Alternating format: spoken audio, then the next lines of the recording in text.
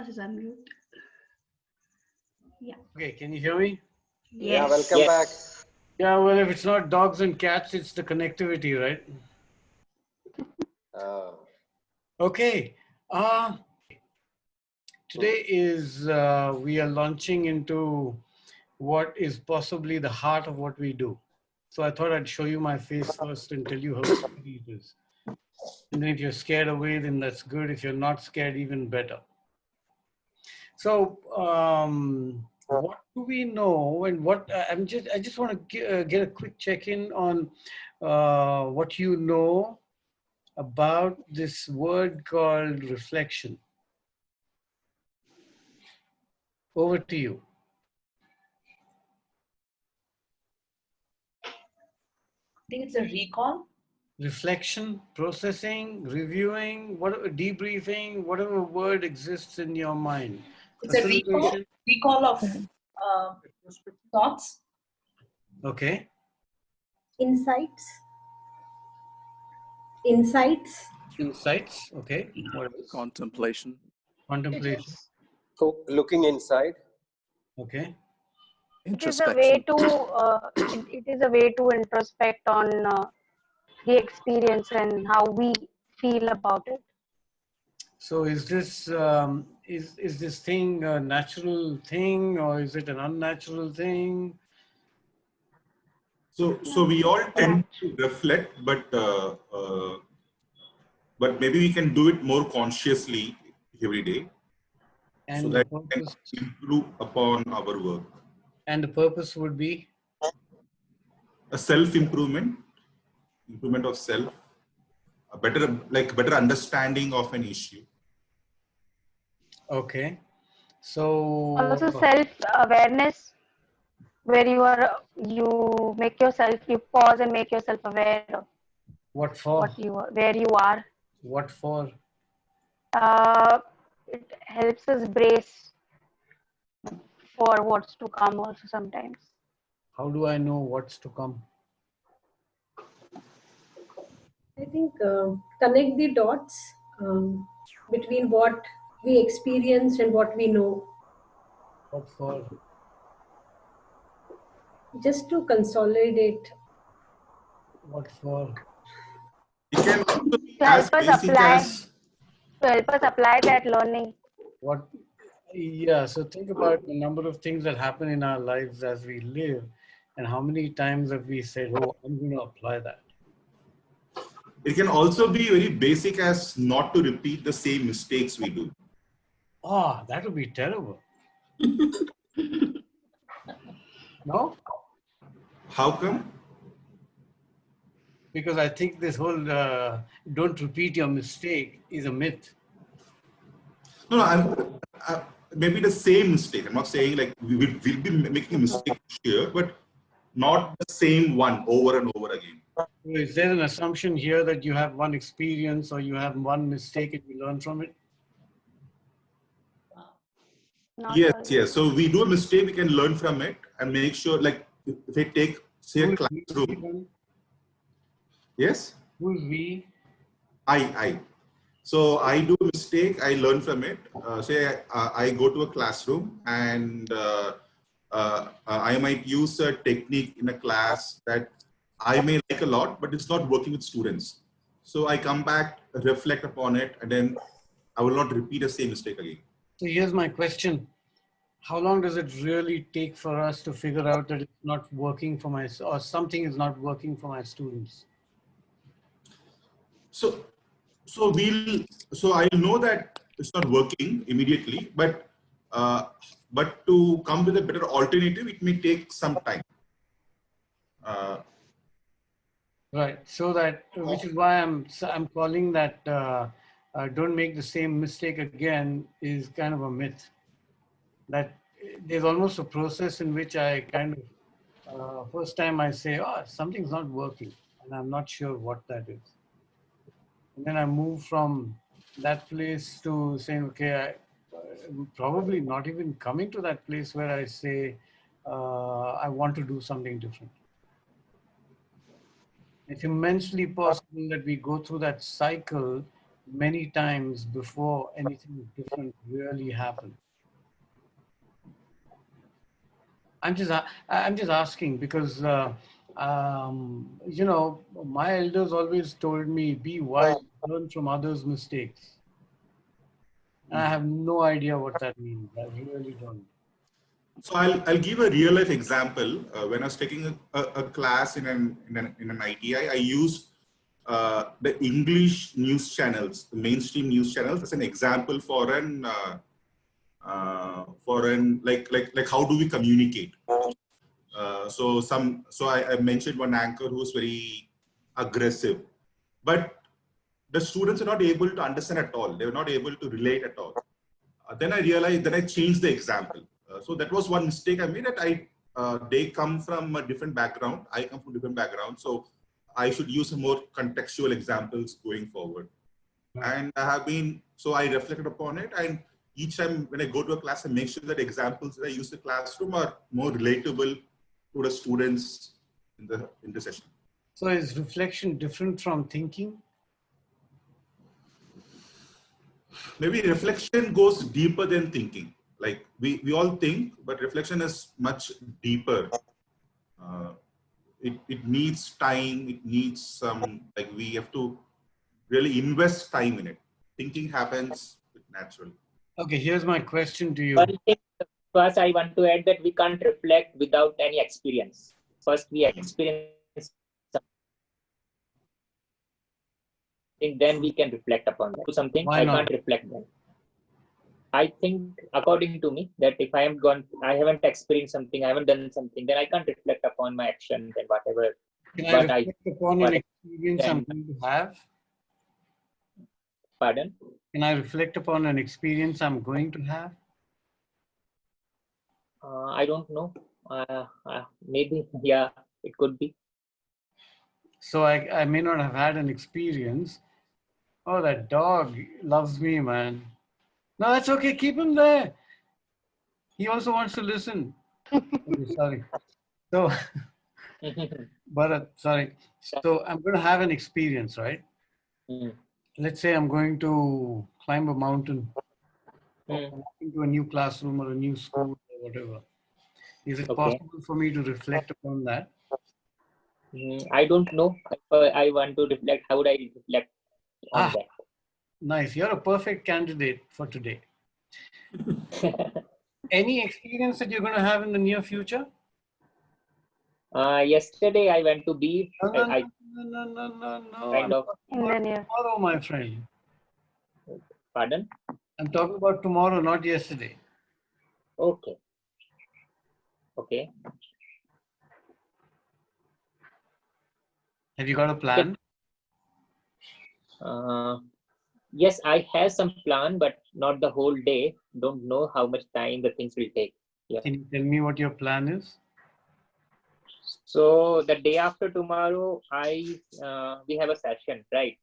So we are doing session GeoGebra. GeoGebra is a math software. So we are doing GeoGebra math sessions where math teachers will come and share their lesson plan, right? So I launched it. So the thing is, we thought that there could be like 20 or 30 people, but Stop, Bharat. it's around 150 people, Bharat? right? Yeah. What do you think you're doing right now? So the thing is that I want to make some plans in hand so I can share with the people. That's it. Right. The lesson plan. What do you think that plan is? Yeah, I haven't thought much about that because. Well, you've thought so much about day after tomorrow. Is it possible that I have so many ideas. I have so many ideas, but haven't thought about a single idea that I can use. So I want to give it a day or something. Right. The very thought that you're thinking about day after tomorrow, is it possible that that is also reflection?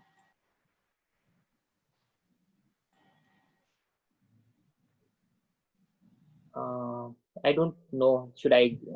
Okay. Should I? Let's keep it there. Call it a reflection. And let's keep it there for now.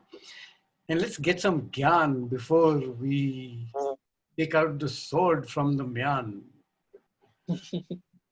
Sorry, bad poetry, but what the hell. Okay, you ready? Yeah. Right. So, all you ghosts, can I have a screen, please? My host, Madhvi.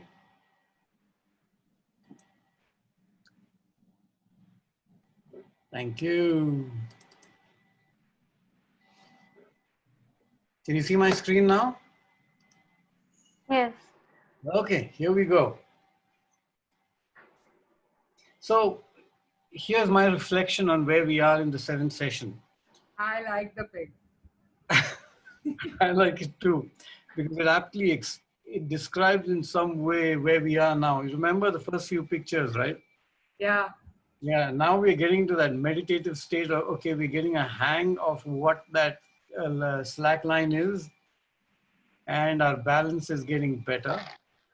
And we are in a position to now meditate on things that matter, even if we are in the middle of things. So that's where I think we are in the way we're conducting the session. Right. Anybody needs to be, wants to be on a different side of the line today?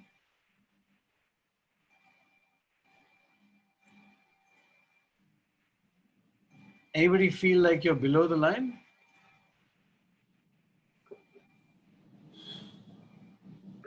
No? Okay.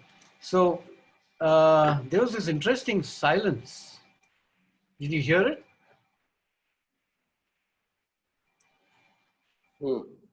What do you think is going on? We are reflecting. Contemplating. Right.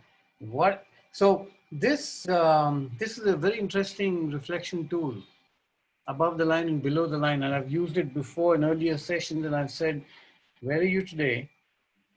And it sends you off into, okay, where am I? That line below the line says something, above the line says something. So raise your hand if you're feeling like you're below the line today. Raise your hand if you feel like you're above the line.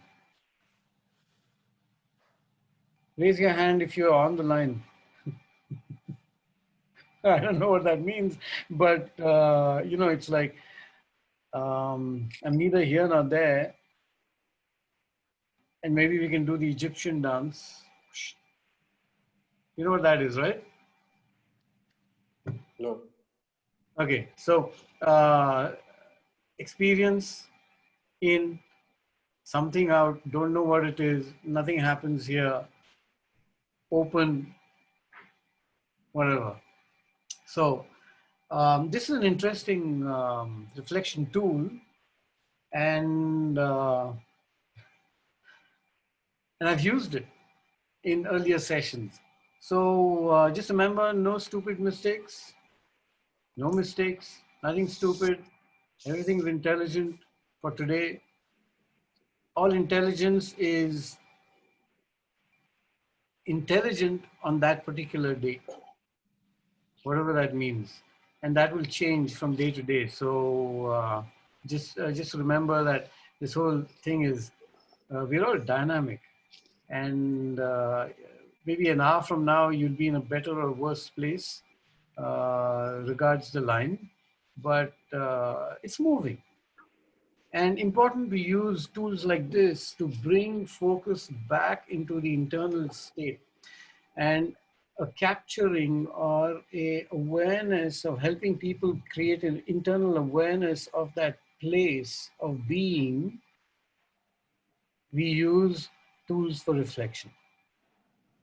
So this is just another tool for reflection, and you can use it anytime you want. So here's I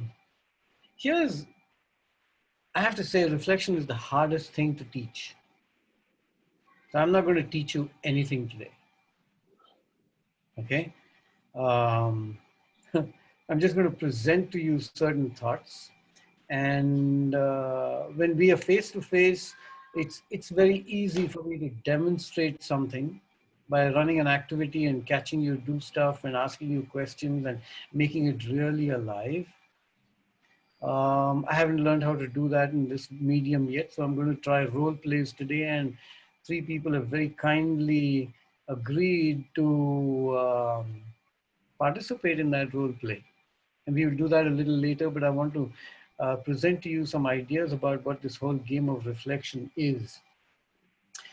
So, you know, they're just 2 guys talking, and have you heard of the processing mountain? No. No?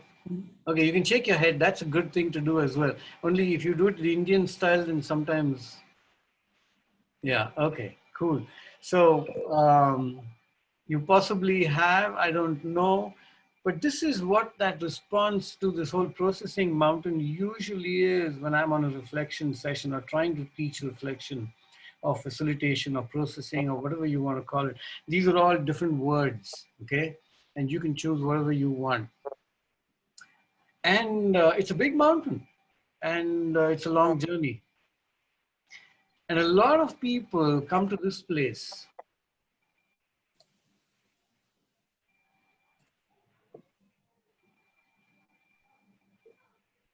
kind of hard to climb that mountain because it looks so big. We're at the bottom of the mountain and it looks really big. And the funny thing is this, a lot of what we do appears to have something or a lot to do with making or keeping people happy. And those of you who do corporate training will know that this is a big piece in being able to get, because people remember what they leave with. So very often you can put them through a day of hard work and then give them a really active, energetic laughter, play, movement in the end. And then people go home happy. And their feedback sheets are full of happy words. And you'll get that 4.5 plus out of 5 that requires you to get the next contract. And over the years in this industry, I have seen people actually do this. अरे छोड़ना यार क्या reflection, let's just play and go home and be happy, right? But even the play requires some expertise at some point in time, because people will turn around and say, oh, we've done this before. And if you know only 5.5 activities, then you're finished.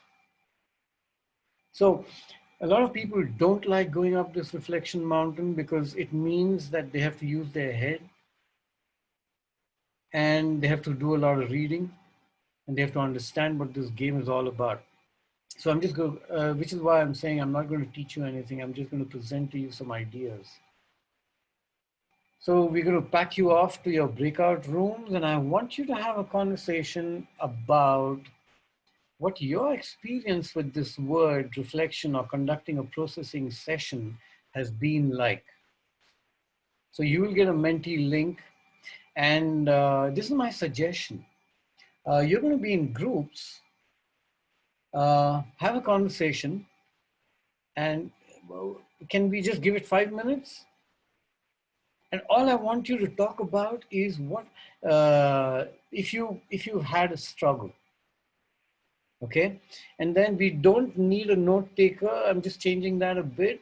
You can share it with the group and then type it in yourself in your Menti URL. Is that clear? You guys are experts at using Menti now, no? Yeah. Okay, go have fun. You have 5 minutes. Che, you ready? Yes, I'm just posting the Menti, and if you guys can just click on that, because once you go into the breakout, you won't get it. I'll also post it on Slack. And yeah. Okay. Okay. See, this is the beauty about, okay, is everybody back?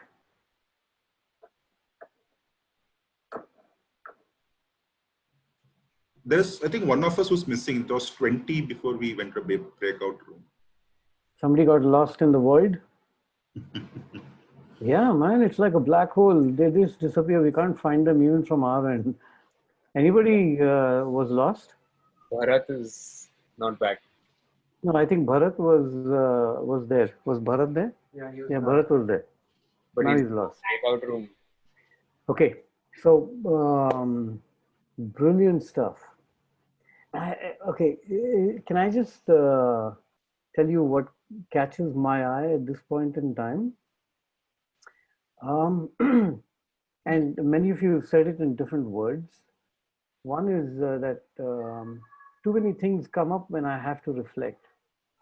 So there's something going on in your head and you're trying to figure that out, and maybe and then it comes up again over struggle with making a collective sense after processing in a group as a so during processing there's this thing going on. So I'm just going to introduce you to a concept which is not on the Prezi, and it's called thinking in action and thinking on action. Thinking in action is what's going on inside your head when the activity or the experience is happening. Okay? And it's true for when you are facilitating or processing somebody else's experience as well. You're trying to figure out what should I be looking for? How am I going to take it to the final objective? What shall I pick on? And then I pay too much attention to those who are not interested. And I'm kind of divided in my energy at that point in time. And this is true in personal relationships as well.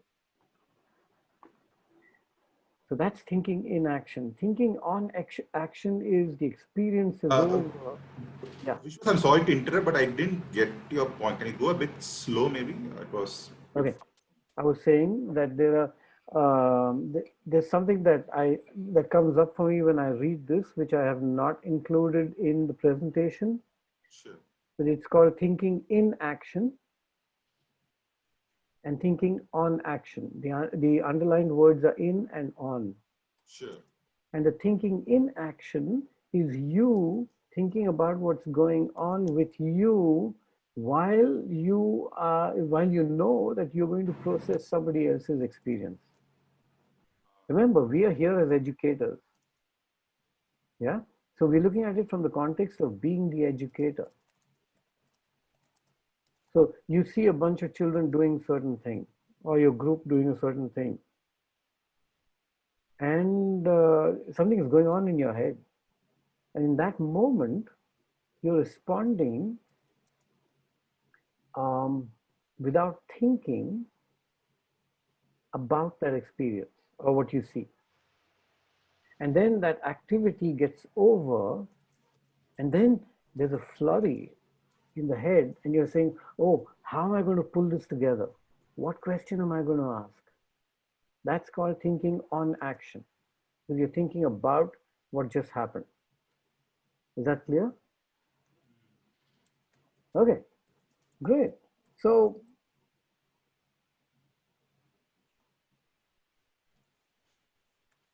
you've just given me about 7, 8, and there are a million of them. But we're just going to look at 10 for now. Okay, these are some of the big ones. Because you'll have to share screen. Yeah. Oh, you mean, oh, then I better take it back because that part is fun. Okay, give me a second, guys. Hey, I got to tell you, we had so much fun with this animation thing, man. Can you see it now? Yeah. Okay. So,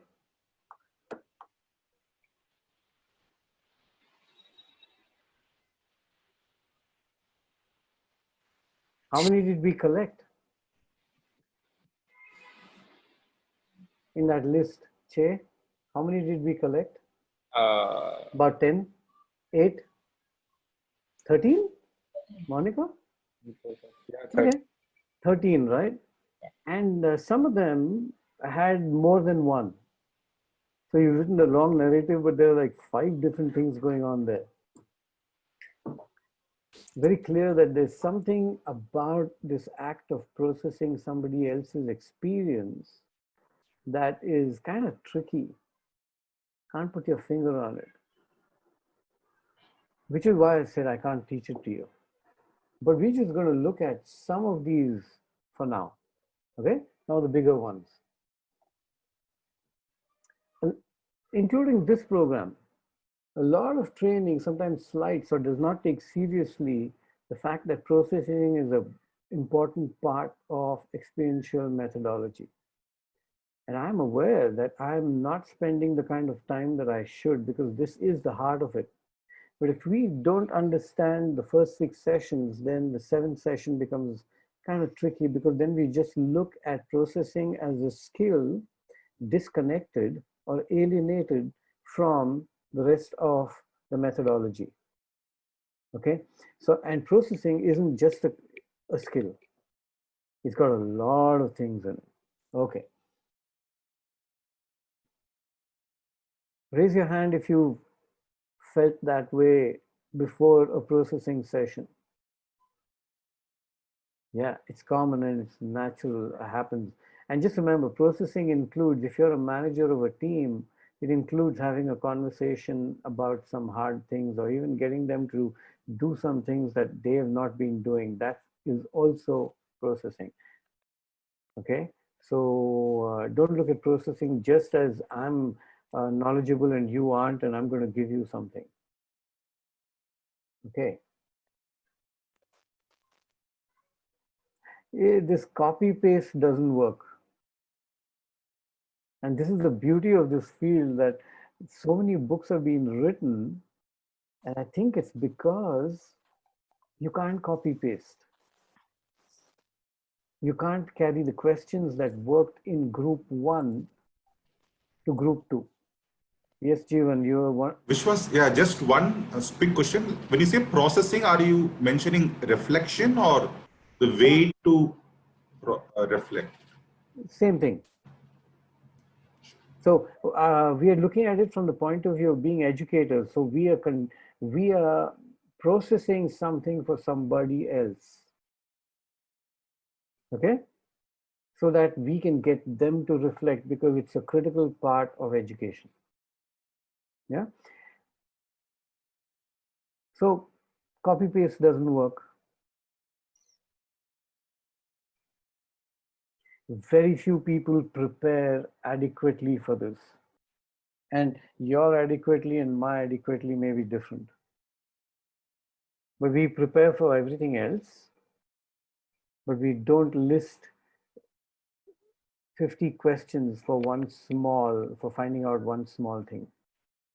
We just say, Acha, I'm just going to ask this one question. And I call that not preparing adequately.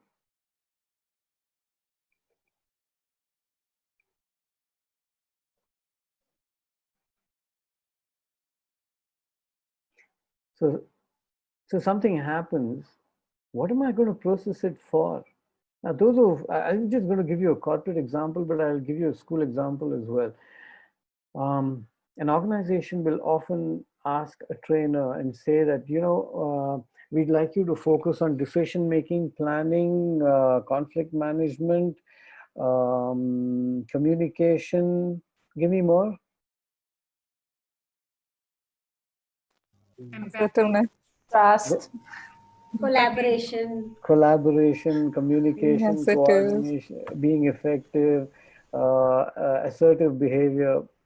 And they'll have this long laundry list. Yeah. And you say, okay, I've had these conversations with people from HR, and I say, okay, how many years are you going to give me for this? And she says, oh, you got only 4 hours. Ah, interesting. And the question is, can you really do that in 4 hours? And what is it you can do in 4 hours? You can transfer a lot of content. You run them through a slide pack, and yeah. And a lot of people believe that a training is a bunch of slides, okay? And then something happens and you say, shall I process this for decision making or leadership? If you're working with children, you'll say, shall I process? So what do I want them to know at the end of this? Do I want them to know about empathy, or do I want them to know about following the rules? What exactly is my intention? And sometimes there can be too many reasons or too many ways that that conversation can go.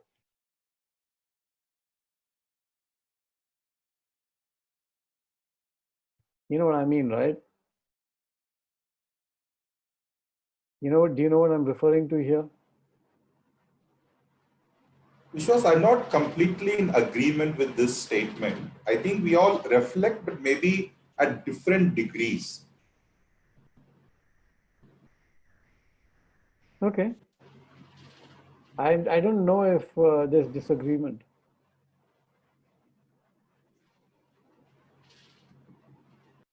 All I'm saying is people are not naturally reflective. Okay, so I'm just going to make my case in a couple of lines. Quickly, how old are you? I'm 31. So you have 31 years of experience. Yeah, if we include the childhood experience also. You didn't reflect in childhood? Yes, yes, I did. Like usually if the experience, it's mostly work experience. I meant that. See, the problem begins here. What do you see as reflection? What do you see as experience? Okay, so you have 31 years of experience. That's a hell of a lot, no? When you look at it from a reflection point of view. Because you're experiencing 31 years into 365 into 24 into 60.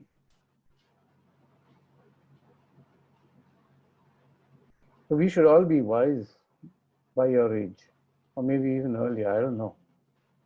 But the thing is this, we might reflect and we might not, and by and large, culturally, we are not reflective. And I'll tell you what that means. And if you have children, those of you who have children, you ask your children when they come back from school, how was your day? Such a nice, simple, straightforward, reflective question, right? What is the answer you get?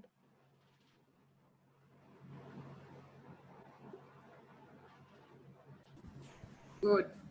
Okay. What do you Boring. think? Boring. By and large, the answer is nothing. Nothing. Yeah. My kid says Oh, nothing. it's nothing. Right. Nothing.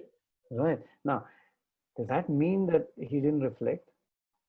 That he's not capable of thinking about the day? No. Yeah. So we are not, and nothing in our culture is reflective in nature. Okay, so reflection, conducting a reflection session then seems like a activity, something that people are forced to do.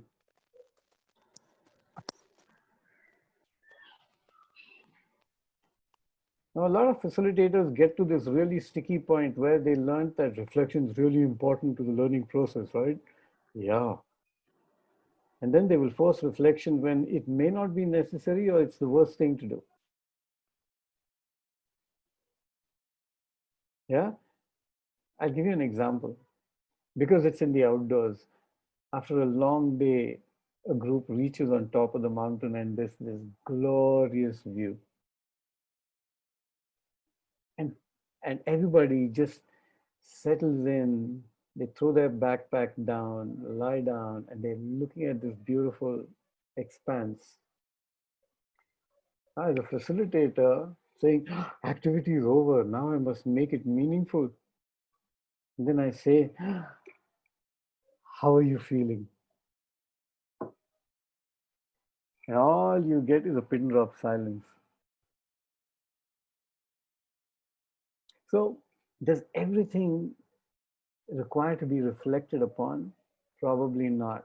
But when we fall into that trap, so just remember that not everything merits reflection, which means that now as a facilitator, I've got to figure out what, what shall I reflect upon and what shall I leave alone? It's a beautiful space, trying to figure that out. Then many of us will often learn by watching others, our gurus, our teachers, whatever you want to call them. And then we want to be that tomorrow. Have you felt that? I want to be like that. And our attempt starts tomorrow. And of course, we're going to bump our heads somewhere. Yeah. And then we say, hey, no, there's no way I can, over a period of time, we realize, okay, there's no way I can be like whoever.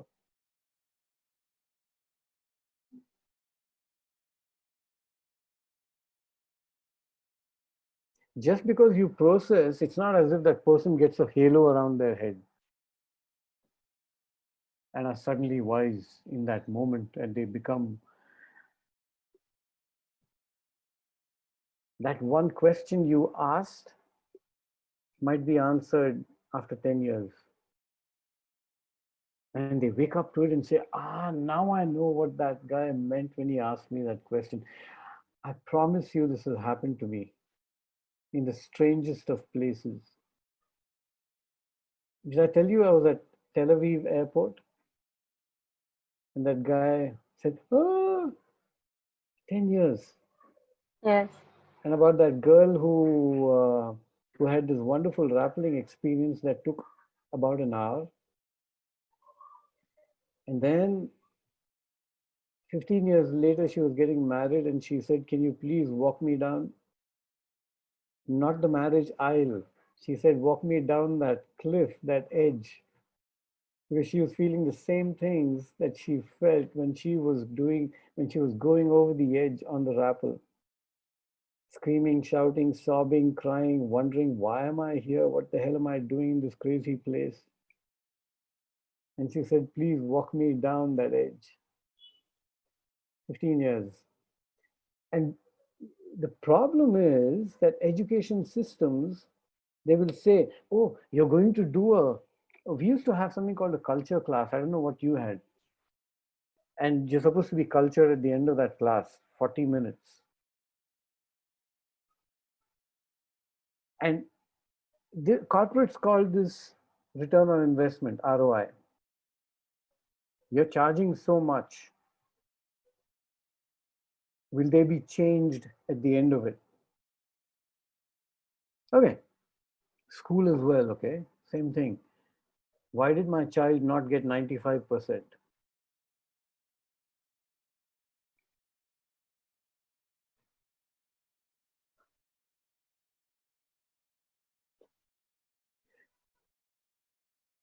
Makes sense, right? So here are some that I've collected that people like you, and I'm going to add your list to this, that people gave me over the years.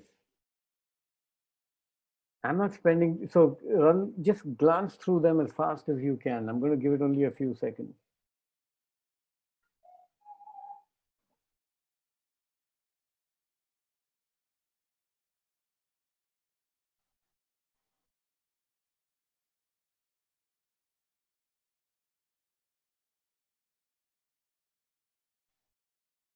And if something catches your eye and you say, yeah, that's really hard for me, man,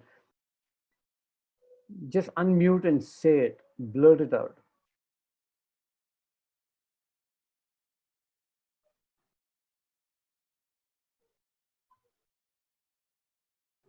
So there was this point, like bringing out the best in every participant. Like there is always that expectation that we should reach out to all of them, do our best. Just now, I'm remembering the last discussion we had on equality. Like everyone is different, and we should have that mind space and give that space also for the differences. Yeah, the problem is not that. The problem is wanting them to be there wanting everybody to be in that state all the time.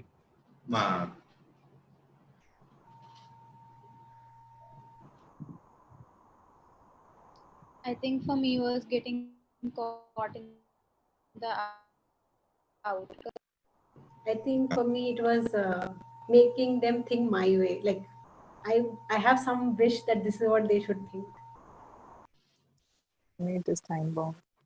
That inability to deal with silence, that's very frustrating. We have lots of ideas, we share it, and then Who? get Who No. has a lot of ideas, Jeevan?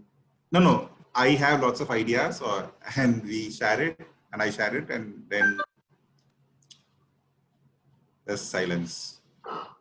I said something so wonderful. Is it possible that silence is great because you said something so awesome that they went into a reflective state? Here's the biggest dilemma. Even when we can get them to do what reflection actually means, we don't know it.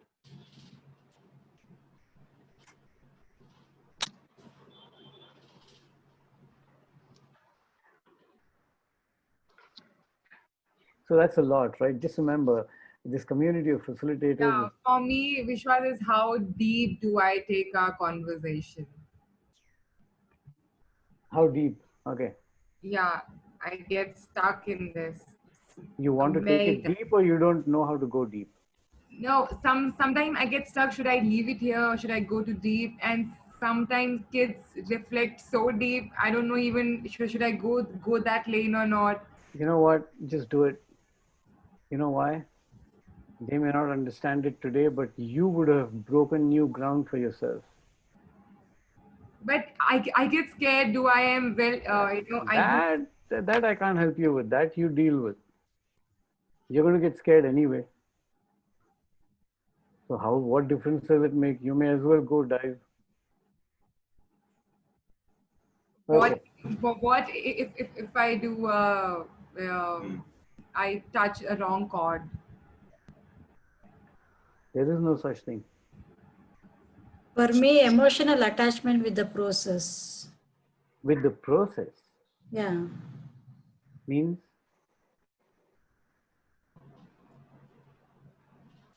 My emotions, like. Your emotions coming into play while you're doing the process. Yeah. Nice. Yeah, big one. So here are some common ones. Vishwas, I just want to build on Racy's question. This is a live experience. In class, there are sometimes some sensitive topics that I do for which I need to prepare very well, like say talking about gender or such topics which can evoke a lot of resistance and defensiveness. So unless a facilitator is prepared very well, it's better not to touch those things, or it may make situation much worse. Do you know anybody who's well prepared for that topic? Well prepared, at least the basics, one should know, or how to handle emotions. The class may like erupt, and there'll be a lot of fighting or discussions that happens. We have to somehow. Hey, brilliant. Then deal with that. If you can make that happen, then you have something else to deal with. You don't have to deal with the other piece. And what, you want people to accept I got to tell you this. Last night I was watching a movie. What's it called? Saxena. That first woman pilot. Gunjan. Yeah, Gunjan Saxena. Gunjan Saxena. And I got so irritated. It was really interesting. I got so irritated and angry at the way they've depicted. So here's what I was angry at. I was angry at the fact that that's how we depict women and treat women. And if a girl is trying to join the Air Force, that whole macho thing around jet fighters and pilots and all that, this romantic notion. I got really irritated. And I'm saying, wow, that movie was able to do for me what they probably intended in the first place. And if you're able to do that in a gender session, damn it, you're on a roller coaster, man. But you know what the problem is? We want to control it. Okay, we won't go there. But all I'm saying is, do you want them to be gentle and unperturbed and not disturbed and not feeling anything through the entire conversation on gender? No, I don't mean that. Like what I mean is, it may bring out some deep emotions. Of course it will. And those emotions, I don't have answers to it. Like That is what we call adequate preparation. We'll come to that. Okay, so here's the thing. Questions. And these are common ones, okay? There you go. Jeevan, this was written for you. If they respond, what am I going to do with it? Everybody wants the right question. Don't you want right questions? This is a question I've been asked constantly. What's the right question to ask? All questions are right because they trigger one thing or another. And both are wonderful.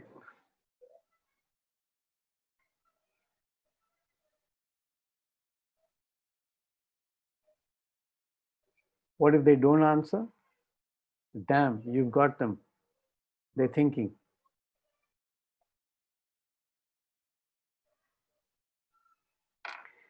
So here are some answers now that you could do.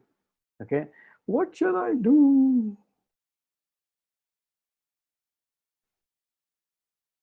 So you all know this.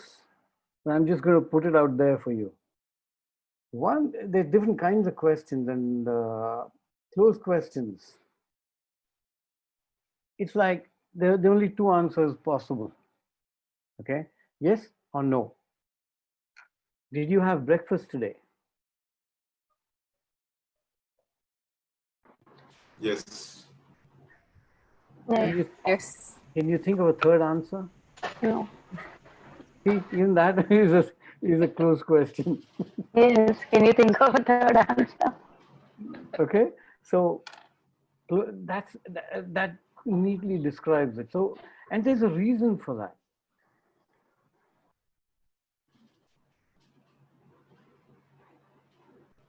Okay, and the trick, I think one of the while I was making my notes and figuring stuff out as to what I'm going to talk to you about, I figured out that there's a trick to converting a closed question to an open question. I don't know what that trick is yet, but I managed it yesterday.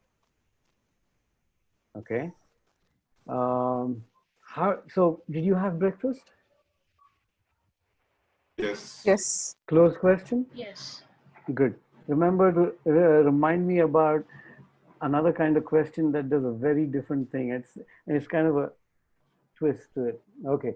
So if I wanted to know about whether you had breakfast, then I would ask you that question. Okay, great. And I might want to take it somewhere and I might not.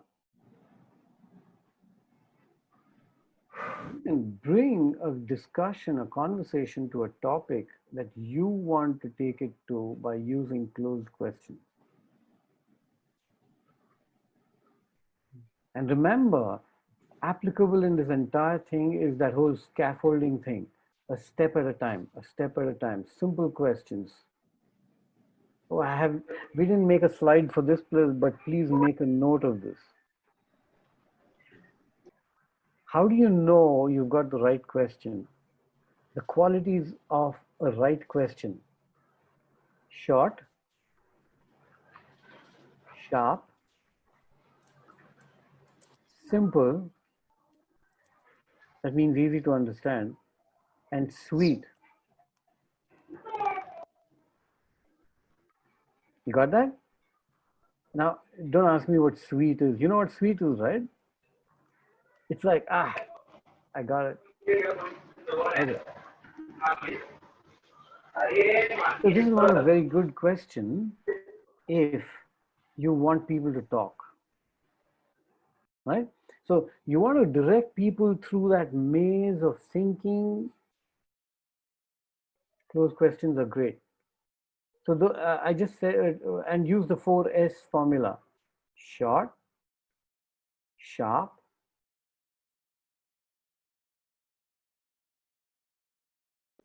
Simple, sweet, and sweet.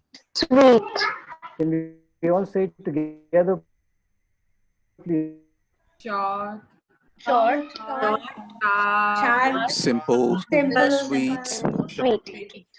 Again. Short, sweet. Short, Sweet. simple, and sweet. So here's an activity for you. Okay?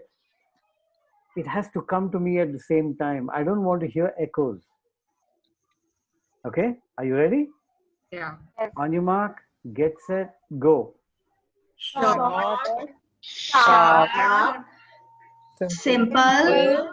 simple, and sweet. Ah, the fourth one was terrible. I got 50 echoes. Try it again. Short. Sharp. Simple. Sweet. Do you think you did a good job? Yay. Yes. Okay. So you see how you have different, I can process this so easily. So was the question I asked, was that a closed question? No, it was open question. What was the question, just in case you forgot what I asked? Did you do a good job? That's a closed question. Yes or no? Now, yes. Yes. here's the trick. Here's the trick of being able to tweak it.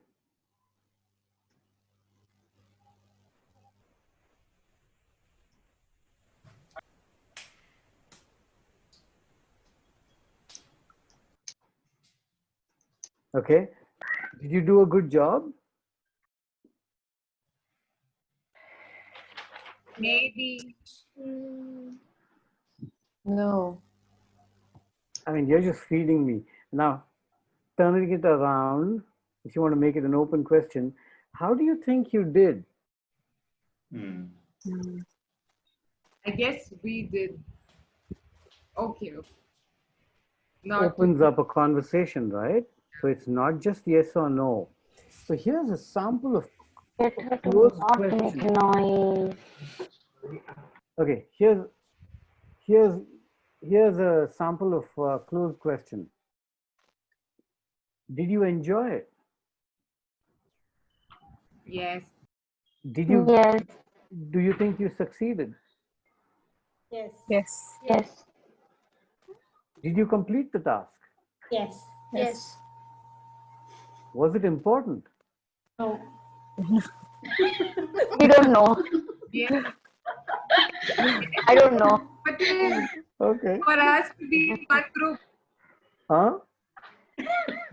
yes, it was. I mean, because I heard a lot of voices. I'm also looking at you, so I know whether you're mouthing it or not. And there was hardly anybody except people who are not showing their faces, who didn't say the words. Okay. More closed questions. Are you happy with the outcome? No. Not really. No. Ah, you see how changing the closed question has given me a different answer. You say you succeeded, but you're not happy with the outcome.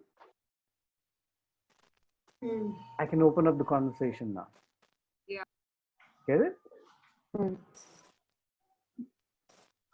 You had 3 opportunities. Did you do anything different? We did. That's the open question. It's still Listen closed. to, yeah, we tried to Not synchronize. yes or no. So the answer you'd get is we did or we didn't.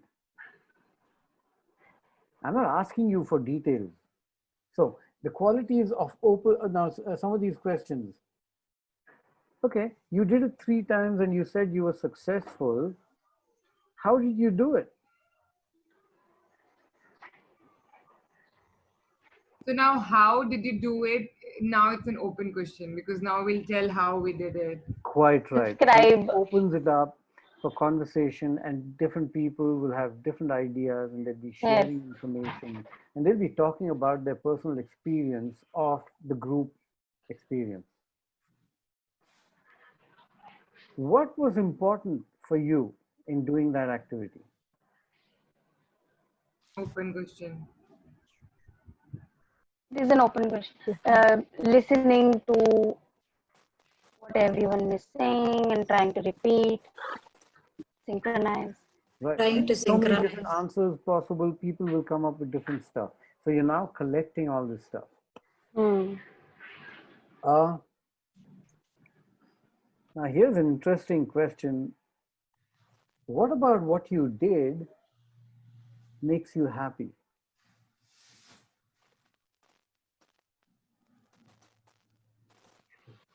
Nothing. Yeah, we like that we did it. We did it together. So which part of it did you like, made you happy? To see everyone trying The to part synchronize. where, yeah, we try to Okay. synchronize. Okay. As So everyone was trying to synchronize and this is a focusing. very interesting question. I just realized it. I mean, I wrote it down as an open question, but it's also called a loaded question. Yes. Okay. Now we will come to it by 8 o'clock or so. But a loaded question is a question where the answer is in some way hidden in the question. What is the assumption I'm making in that question? That we enjoyed. That we enjoyed. Something made us That made happy. you happy. There was something about it, yeah. All right. Cool. You get the qualitative difference? Okay. Yeah. Hmm? Not yet. Not yet.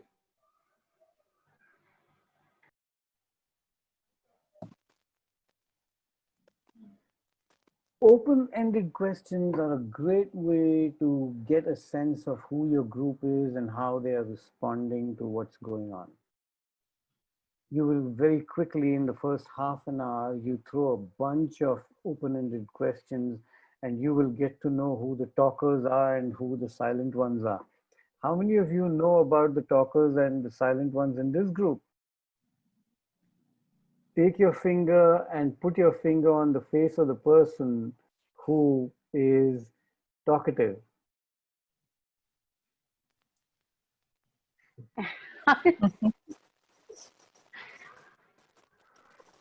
What a fantastically safe way of doing something, but nobody else knows. Che, you need to make a note of this, dude. Okay, so I'm too busy putting fingers. Yeah, Chetan is putting fingers.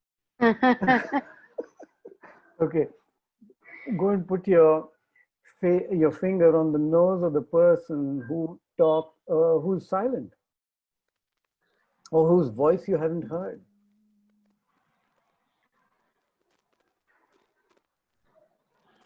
Bharat? You can use the other 4 fingers as well. Go ahead, go and do that. Go and touch those people and will them to speak up. You know, like put your finger on their face and say, speak up, my friend. I want to hear your voice. What if the video is off? Can't put the finger on the nose. Okay, put it on their name then. Wow, kya sawal hai? Okay, right? So, open-ended questions give you an insight into your group. Great way to find out. It also helps people who are not used to talking in open discussions to come out and express themselves, because now it's not a yes or a no. You can always, there are safe ways of getting people involved in conversations without putting them in the hot seat. Yeah? Okay. I'm just curious, what do you see there? Brain. Brain. Brain. Brain is observing. Oh, cool. So you get it. I was just wondering. So pay attention. When you're doing processing, pay attention too. So Anisha, I haven't heard your voice yet. Would you like to say something? Mm,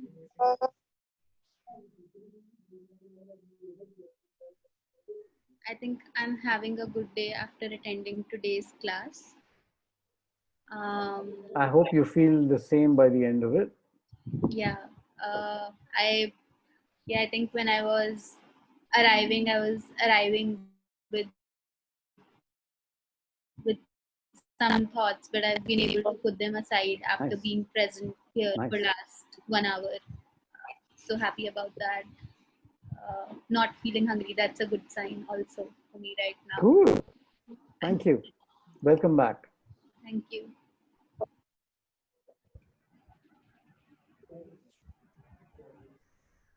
So a huge piece in a educated. So, Vishwas, I have a doubt when you say sharp, does that also mean specific or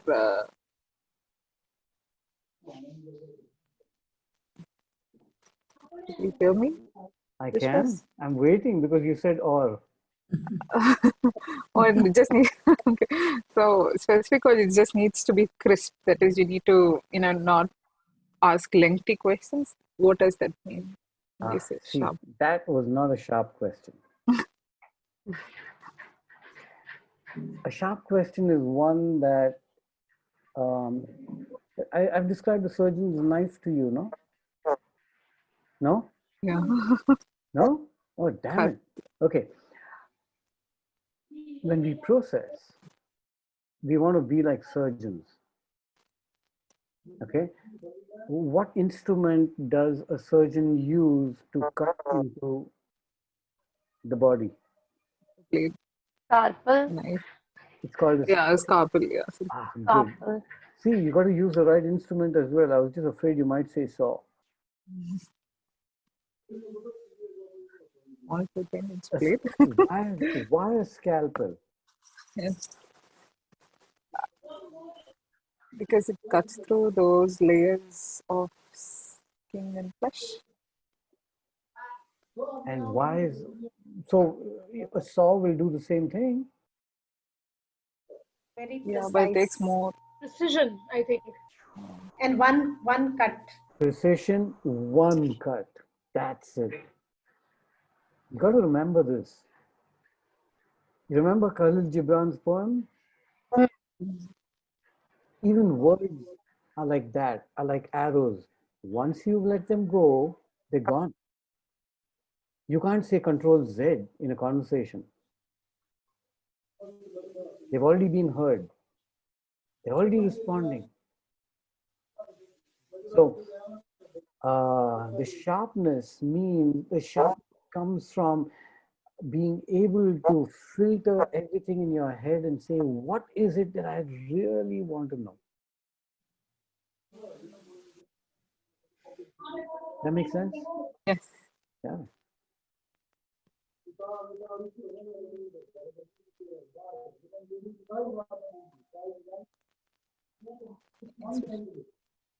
Okay, that's some text and methodology. I mean, you just browse through it right now. It's going to come to you, but you just need to know that when we do this questioning and reflective pieces with our groups, or with our children, or with our spouses, or with our parents, or whoever, because any conversation is inviting reflection. Yes or no? Even that common question, what would you like to have for breakfast today? Versus, would you like eggs for breakfast? Yeah? Okay.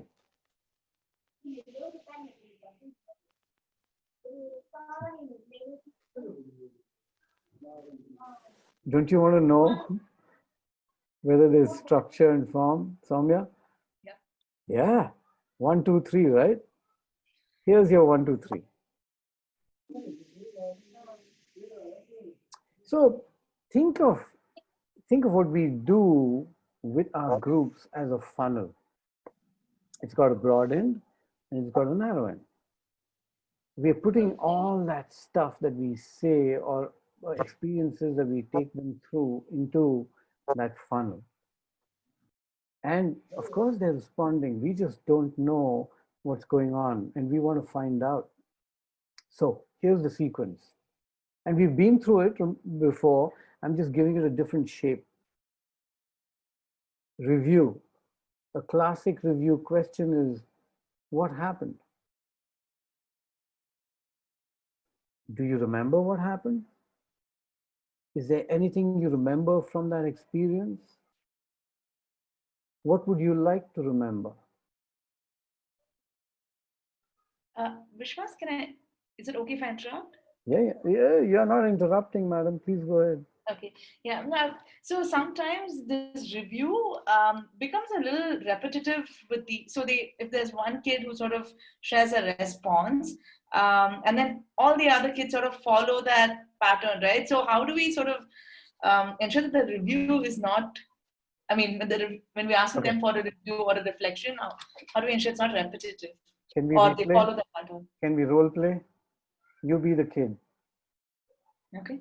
And you can conjure up anything in your head, okay? Let's make some assumptions that there's an experience, and I Okay. ask you what happened. Okay.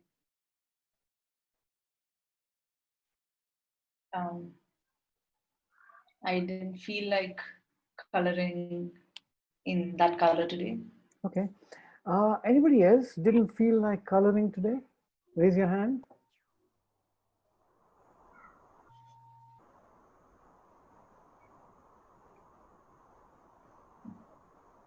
Does that make sense? Mhm. The point is to be able to address it then and there. And people will respond to it. Okay? So the question we are asking is a reflective question. We're asking them to think about what happened.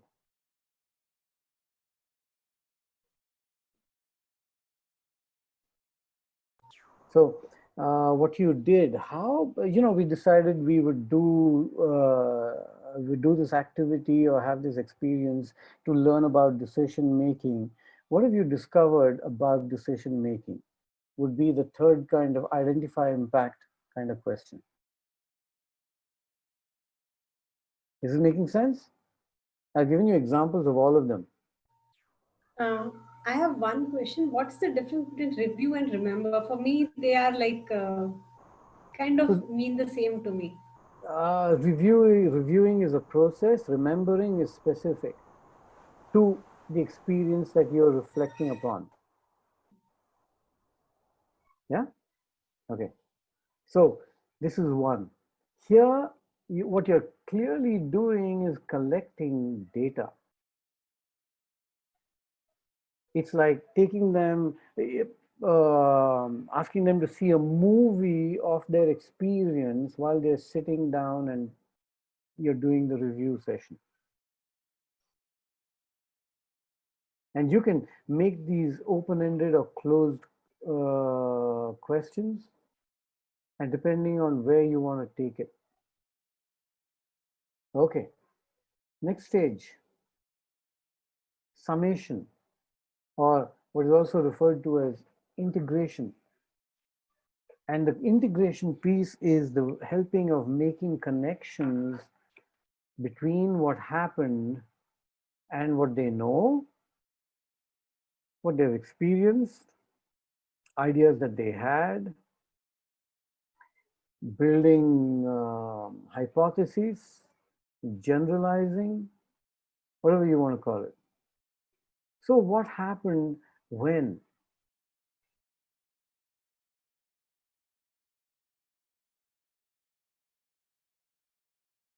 And what has this got to do with your life? What does this mean in the context of being in the classroom? What does this mean in the context of learning what we are here to learn?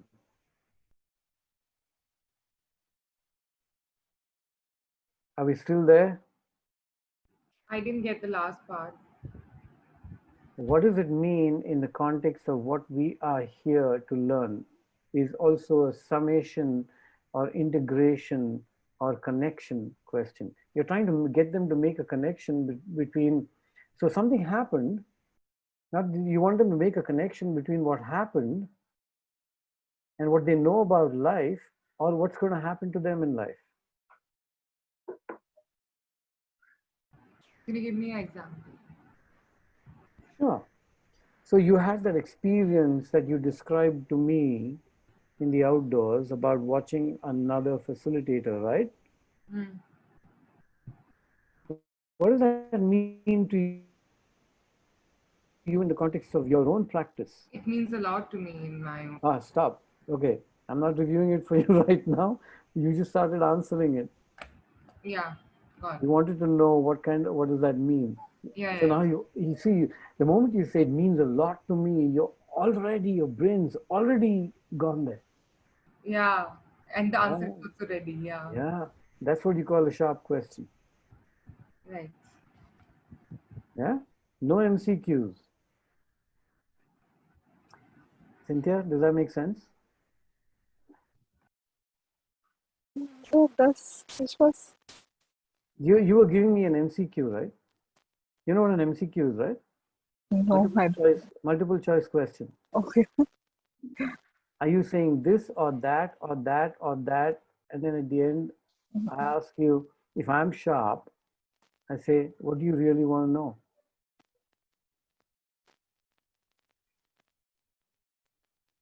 That's what sharp means. That you go to where what you want to know straight No. out there. Okay. Yeah? Okay. Okay. And then, of course, the third part, the meaningfulness of it has been seen in the so what questions. So what are you going to, how are you going to apply it? I asked in the journal, I asked you a now what question. The things that you've learned, how do you see yourself applying it? And those of you who did journal very clearly stated in long paragraphs about how you are going to apply some of the stuff that you have learned so far. Right? I can take it to the next step and say, when do you think you will do this? And you might say, I have a class tomorrow. I'm going to practice XYZ tomorrow.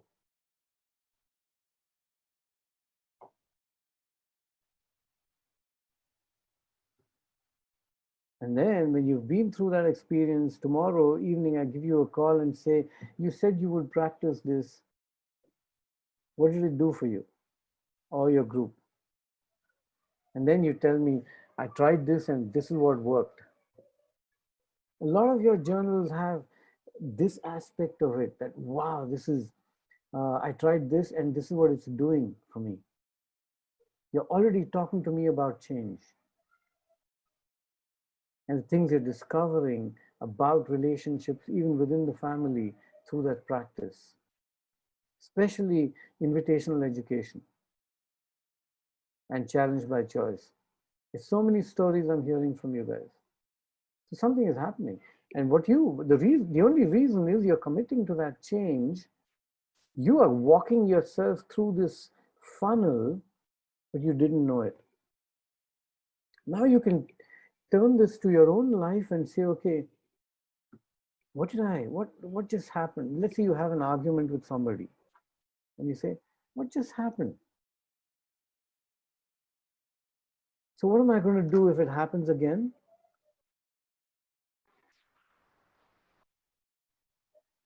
And then you give me a call and you say, hey, this is what happened.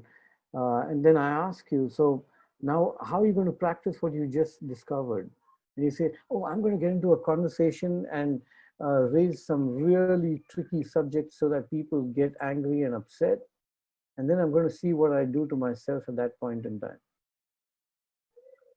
And that is putting that in practice, and something is bound to happen. And then through that funnel, it comes down to that, what's most meaningful for you. How are you doing?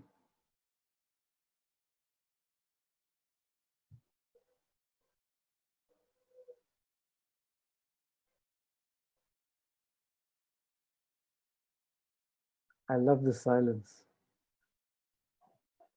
Reflecting, Vishwas. I got you. Okay? Now, we're going to role play. I'm going to do what I do. And this conversation, because of the nature of this medium, this role play is between Vaishnavi and me. And I don't know what I do once I'm in a reflective session,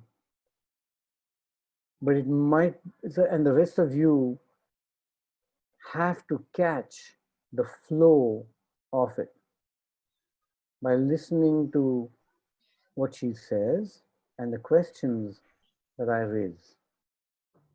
Is that clear? I've never done this before. Let's just try it, see where it goes. Because I don't know how else to demonstrate this.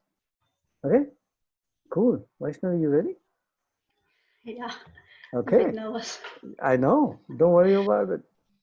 I remember I promised Yeah. I will not take you anywhere that you don't want to go. And you can stop anytime you want. The moment you feel unsafe, you can stop. Yeah. Yeah.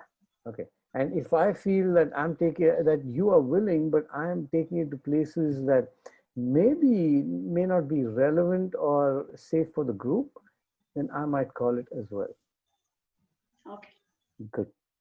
Go ahead. So this is how we are planning it. Vaishnavi is going to tell me about her experience, and I'm just going to basically just talk her through it. Okay? Cool. Go ahead, Vaishnavi. Okay. This happened around 5 years back, where I was working as a upper kindergarten Montessori teacher. So a mistake happened in one of the marking of attendance of one of the student. So whose parent was aiming to win a prize from the school for being present all 365 days. So when the parents saw that, so this quarterly marks card, when the parents saw that one day was put absent for that particular student, they came and started asking me, what is this? He was present on that day, and all those things started. And I said, sir or ma'am, it's not my fault. He was absent on that day. So I had marked him as absent. And they started giving me reasons and being judgmental of what they are saying, and started proving what they are saying through showing me notebooks of that particular date and all that. And then they were not happy with what I did, and then the issue went on to the principal. And then the principal started asking, what is this? Why is this has happened? And this student is a very good student, and all that blah, blah, blah things started. And the principal started supporting the parent, saying that the parent is a very good parent, and few of the conversations with me and the principal happened privately, and few conversations happened in front of the parent. And I started I got embarrassed after a while, and I started doubting myself with my own work. And the issue started spreading up in the school, and it was a worst moment for me. And I too started giving them a proof that no, I didn't do it wrong. Your son was absent at that time, and I have marked him as absent. So it went on for a while, and at last the principal came to the point that I didn't do my job properly. It was my fault, and I had to mark the student as present when the day he was absent. And that became the talk of the week, the whole school. So that was a quite embarrassing moment for me. And that became like a black mark. So were you okay with marking him present? No, I was not. From what you've said so far, I'm sensing that you were pretty upset about it. Yeah, I was. What words would you use to describe how you felt then?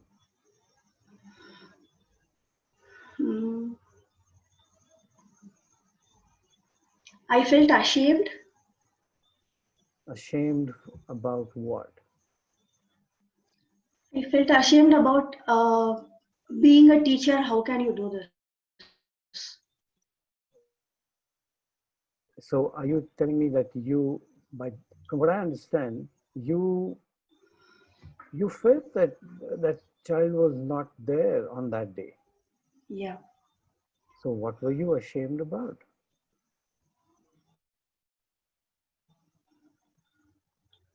Hmm.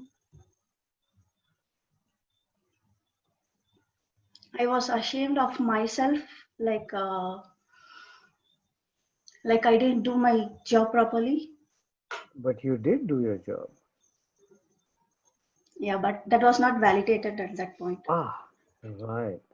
So it was not validated. Did absence of validation make it true? Yeah, because I trusted that my principal would be on my side and support that. And that was an important piece for you. Yeah. Okay. If you had been validated, would you have felt differently? Yes, of course. Okay. What would you have felt? Hmm. Maybe I feel I did my job properly, rightly, and So all the not. jobs or work that you do, is it always validated by other people? No. Do you feel ashamed then?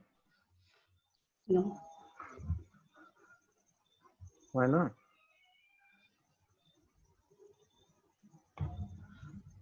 Because everything doesn't come to the broad daylight. Ah. Are there things that you do wonderfully that you're proud about but does not get validated? Yeah. Can you give me an example? Okay, in the same school, so this incident happened in the first year of my work there in that school. So in the second year, I was appointed as the assistant teacher for all the other teachers in the kindergarten. So I Would you call was that very valid? upset. Okay. Sorry? Okay, you're very upset. Yeah, because I was working as a upper kindergarten Montessori teacher, and because of few things, what happened there in that 1 year, I was put as an assistant Montessori teacher for all the other lower kindergarten and upper kindergarten teachers. So um, what I thought was, I'm not going to talk like how can you do this? I did this, I did that. I didn't think about all that. What I did was, okay, fine, I have given this job. I'm going to justify it by doing what I have to do. So after being an assistant teacher for all the other teachers started demanding my work. So most of them were like, can you please come to our class today? Can you please come to our class today? I was like, wow, I have done my job. I don't have to prove anymore. Ah, interesting. Are you sure you don't have to prove yourself anymore? Yeah, at that point, I felt that. Good. Have you felt like that about anything else? That you don't have to prove yourself, that you just do your job and step out and you feel the joy of it? And that it doesn't matter that there is validation or not. Have you ever felt that? I have felt that in my recent work where I was working in Pathshala. And how does that work for you? In Pathshala, actually, the approach was completely different. Mm-hmm. And here Do you think you're doing a good job? Yeah, of course. How do you know? Because here I was appreciated, not though even each and every moment, I was appreciated then and there. So it Like sounds at to least me, once in a while. right. So it sounds to me like the appreciation, validation is an important factor in your joy quotient. Yeah. Okay. Are there any places that you've done a great job, have not got validation, but you feel immensely joyful? Is there anything you've done?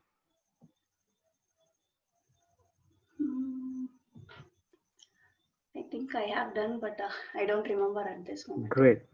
Do you see what your dependency on validation is doing to you?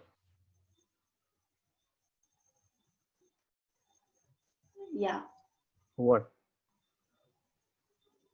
I think sometimes I work just for the validation of others or do something just for the validation. Are you okay with that? Not all the time. Okay.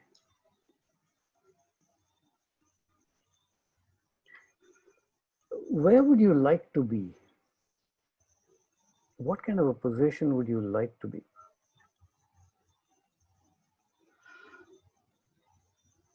Ideally.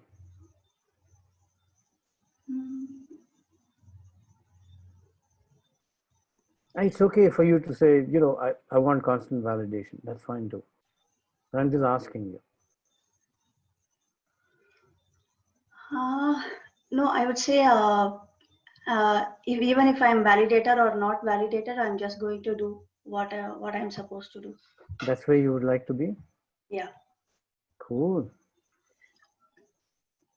So here's your opportunity for the next 7 days. If you were to just do your thing and be really conscious about whether you get validation or not, and see if you can possibly find that wonderful place even without somebody telling you what kind of a job you're doing. Would that help? Yeah. Okay. Are you willing to try it? Yes. So can we talk about it next weekend? Yeah, sure. Cool. Thank you very much for sharing your story. Yeah. Thank you so much for giving the space. Okay. Can we get everybody back? Woo! Shake your hand, shake your hand, shake your head, shake your head, shake your leg wherever you are. Right. So, any comments? Did you notice what I was doing? Or is there anything that grabbed your attention? You can speak up. You did not go much into the details of the exact event. You went by how she felt and you built upon that. So like the more than the event, like yeah, quite there's no right. judgment. Any idea why? Vishwas, I think I felt like it was more about the impact that the incident had on her, and evaluating the emotions she went through, what impact the incident had, and then so it was more about evaluating that is what I felt. So, looking And at this, it was more inside reflecting and building from inside. And it was a good rapport, not outside. Okay. Okay. I kind of felt you made her feel very safe. Which Any was idea how I did that? I think I there mean, was a lot of Hold on, Cynthia. so Monica, you like, can go next. yeah, like the type of questions you kind of asked her made her feel more comfortable and more What open. is that kind of question, Cynthia? What was I doing? Give me an example. Do you remember, or did you just sense and feel it? No, I was actually pretty for myself. So, but I kind of felt it. But if you're asking me to put a word to it, I'm sorry, it's not fitting. You at see, the moment. as a student, you fail. You know Like the what I'm saying? questions, yeah. Here's the It's like open question. Sorry, you were asking open question. Sorry, sorry. Right, that's one. Yeah. That's one. But you know what you picked up through this reflection, right? Yes, yes, I did. You picked up a sense, and you're trying to describe that sense to me, and you made her feel safe. Ah, really? What did I do? And I want, here's the hard part about watching somebody or listening to somebody do something. We forget the student in us. We get involved in the story. How many of you got involved in the story? Right? Because somewhere we felt this and it becomes our story. And that's the power of reflection. Sorry. Yeah, in fact, I felt I was completely both of you, flowing with the both of you. And your questions were very encouraging and non-threatening Okay. throughout. So that's what you're calling safe. Yeah. Okay. Great. Vishwas, Yeah. I will say that your very first question is, what word would you like to describe your feeling? That was the question which you build upon. Like whatever the feeling, what she was feeling, and here it is very important. Like so, the story disconnected then and there. Like whatever happened. What was she feeling? Right. Because here's the thing. The reason I did not get into a lot of this stuff, you can see my mouse moving, is that she gave me all the details that were needed in the context. I didn't need anything more. All I needed was to know is to recognize that she felt a particular way at that point in time and recognize that she was still carrying it. And what I needed to do was to stay with the here and now, because even this is a marvel.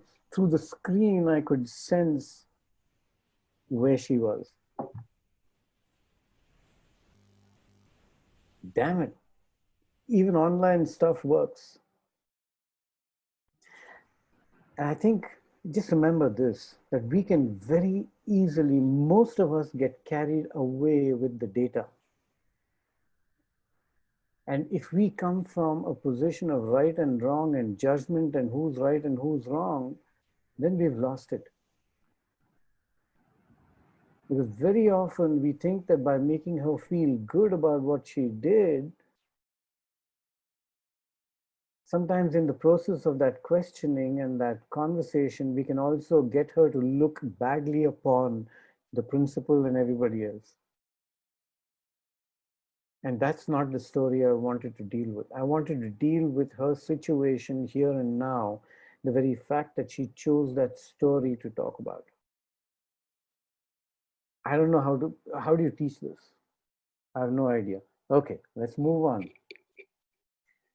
Yeah, Vishwas, I think what was also another interesting thing I think I learned is you sort of also gave that you didn't lead the conversation in the sense that, you were open to her saying that she was okay with being validated or not. I think that was a very interesting process because we get emotionally attached, or even if we're listening, sometimes I think we end up, putting our thoughts, even in the questions that we ask them, right? We sort of, yeah, so that was very interesting for me to see how you gave her the space to. So the principle I was using is what we call open to outcome. Okay. I'm not going to guide anything anywhere. I don't want to take it. I'm not personally involved in that I'm not interested in taking her anywhere. Okay. It's not a fixed place. That place must belong to our student. They know how to take it.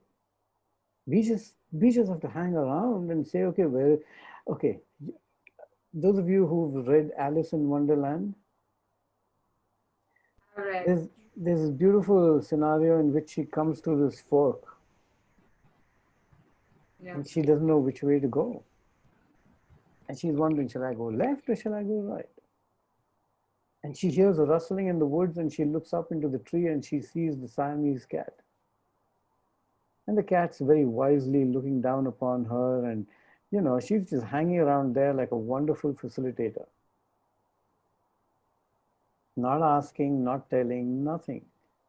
Finally, she decides to ask the cat a question. She says, "Where does this road go?" And the cat says, "Where do you want to go?" And Alice says, "I don't know." And the cat says, "Then it doesn't matter, does it?" And I think the heart of the facilitator is being able to stay in that place of, it doesn't matter. The choice must be yours. I'm there. I will hang around, but the choice must be yours. Get it? Okay.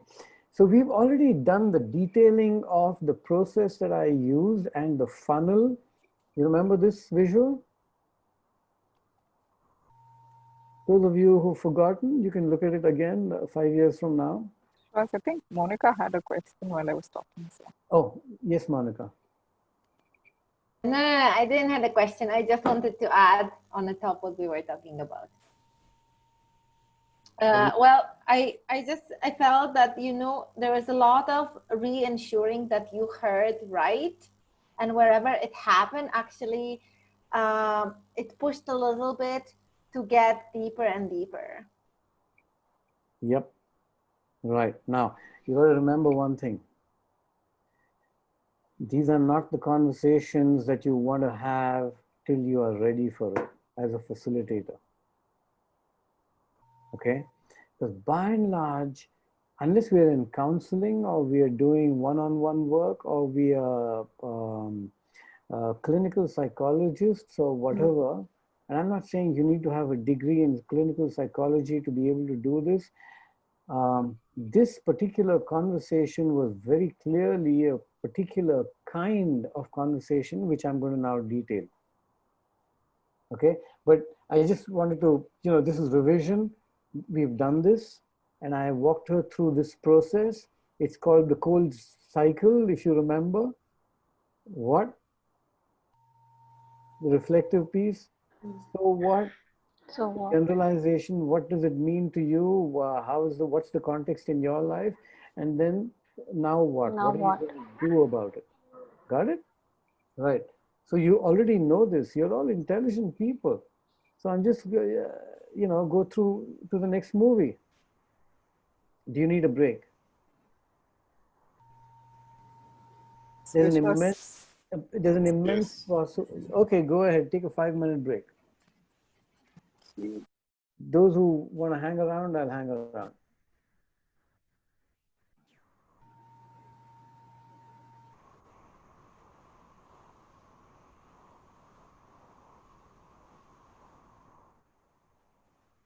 Oh, Wizard of Oz, not Alice in Wonderland. Sorry.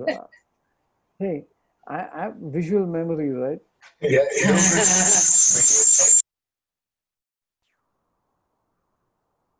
See? Yeah, both of them have these girls, right?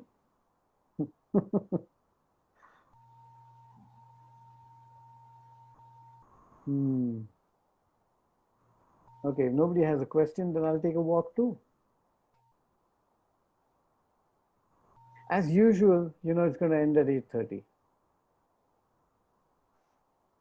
I love the way you're prepared for this. Throw everybody out of the room. It's supposed to be till 8:30 unofficially. Okay, give me 2 minutes. I'll be back. Che, you want to play some music as entertainment? What? Come on, man. Play some good music. Yeah. Play. Maybe you can play some blue BB King.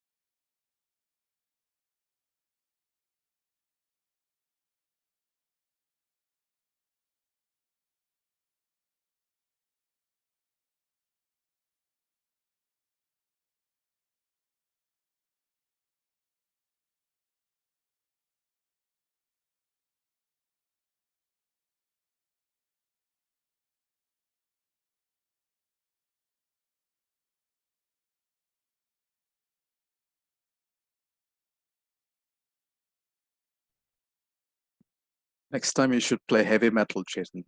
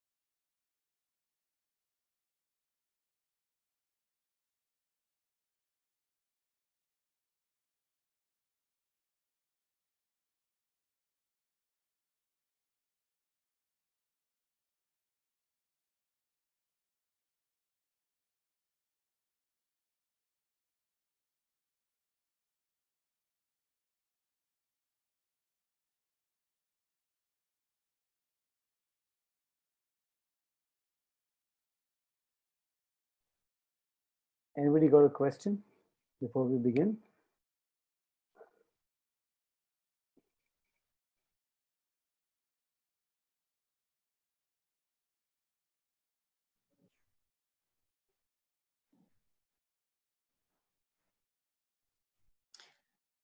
How do you do this without getting emotionally attached, without getting into their story? I have a lot of issues with that. Stay open to outcome. What does that mean? Don't get attached to where you want them to go and what you want them to be. Not about them, about myself. I know, but yourself gets involved because you want them to go somewhere. Okay. I mean, think of the conversations with your own children if you have them. They're all so full of direction. Remember, we talked about change and we said we've got no control. Yeah. And yet we get into that trap over and over and over again. We want them to change. I could have wanted Vaishnavi to be happy, but she is who she is.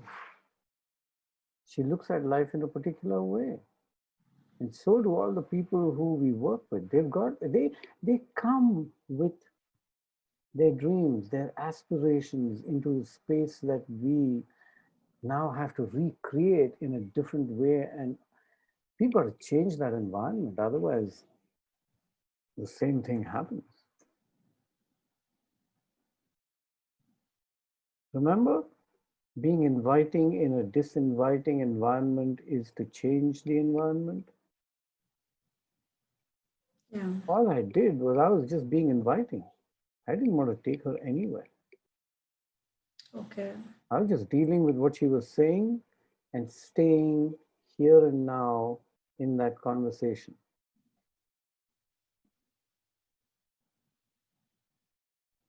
Do you not think I felt something? Does that mean I'm heartless? Probably not. But because I felt something, I was very clear in my approach that I can't do it for her. She's got to find it. Then it's hers. Otherwise, it's just somebody else telling her, you know what, you should not look. You know the stories in life, right? Everything seems to end with this morally good place. I'm not interested in going there at all. I'm interested in what's happening to her here and now. I have no control whatsoever, which is why we put Khalil Gibran's poem out there. Does that answer your question, Angela? Yes. Yeah. I hope you have more fun with it next time. Just explore for the sake of exploration.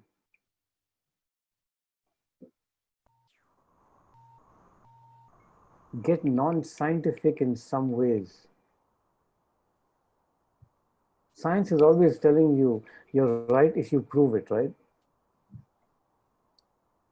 But the human brain is crazy. I mean, the human being is an incredible animal. It has the ability to take care of itself. It's just that we've got to, we will find our own ways to figure that one out. And Vaishnavi will figure it out herself. And if she doesn't, maybe not tomorrow, maybe a couple of years from now, she'll remember this conversation and that's what I said. My God, it's so true. I'm going to stop looking at validation. I'm just going to do it because I love doing it. Remember what I told you in the beginning of the course? I'm not doing this for you. Did I tell you or the other batch? I don't remember. I keep saying this to my audiences. I'm not doing this for you. I'm doing it because I love doing what I do.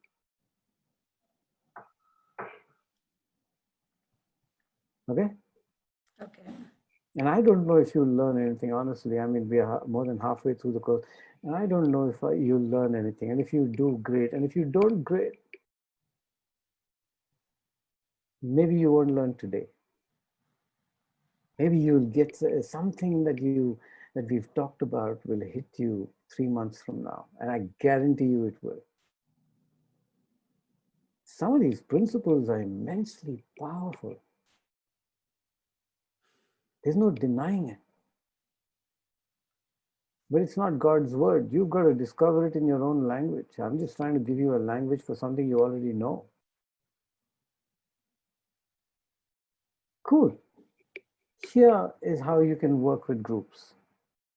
And these are the safe ways of working with groups when you are conducting reflective sessions.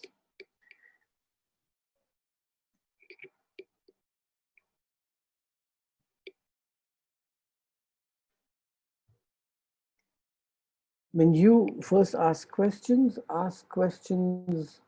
to the group about the group.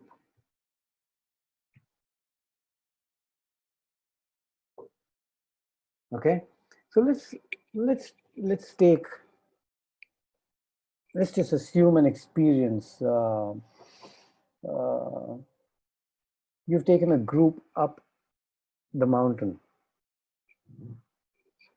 and you're conducting a group reflection. What kind of questions might you ask that would be group questions? So go through, let's just quickly go through this. Focus on what is happening to the group. It looks at interpersonal dynamics affecting group cohesiveness. It looks at the cognitive level, thinking, conceptualizing, rationale, planning, the decisions that they made, the planning that they did, the roles that were allocated, if they were at all. Okay, and typically it's around communication, teamwork, planning, goal achievement, blah, blah, blah. These questions are safer and less volatile.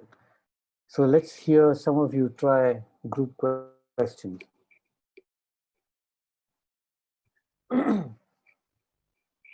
You've taken a group to the top of a mountain.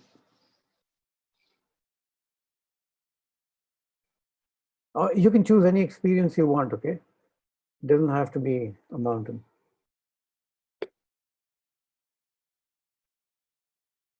It could be a lesson that you've just finished.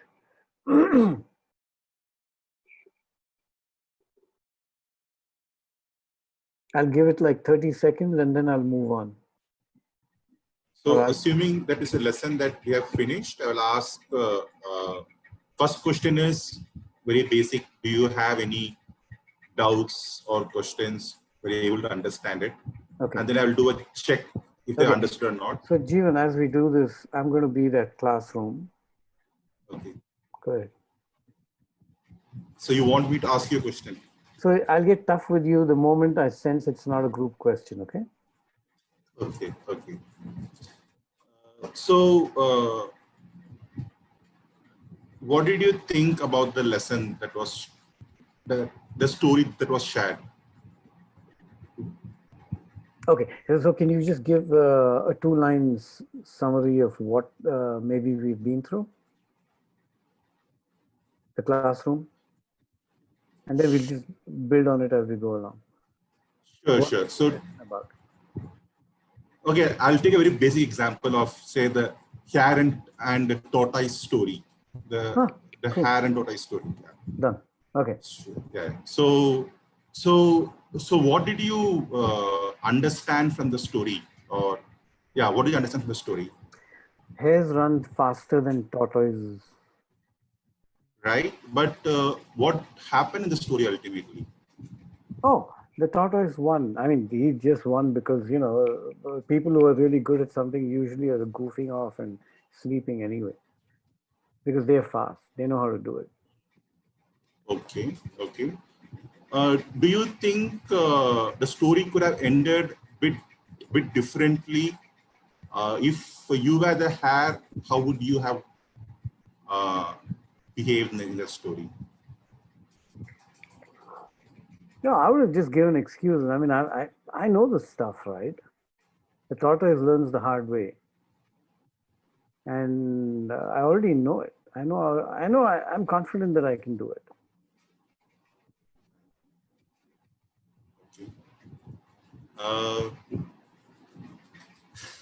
So,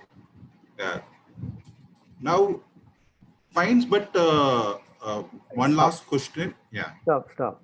Here's the possibility. That same question somebody asked, and I said, hey, here's how you could turn it around. How would you turn it around so that you get more stuff? Sorry, Vishwas, which question? You see, what happened was one student answered and you followed that trail. Dangerous.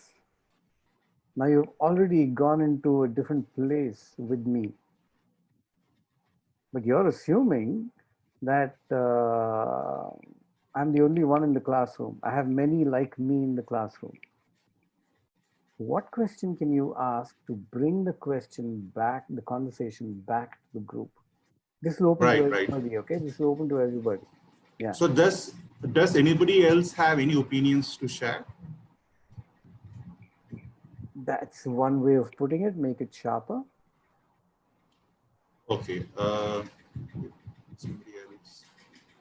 Anyone who Any other feels thoughts? Yes, Monica. Do you think higher will always win?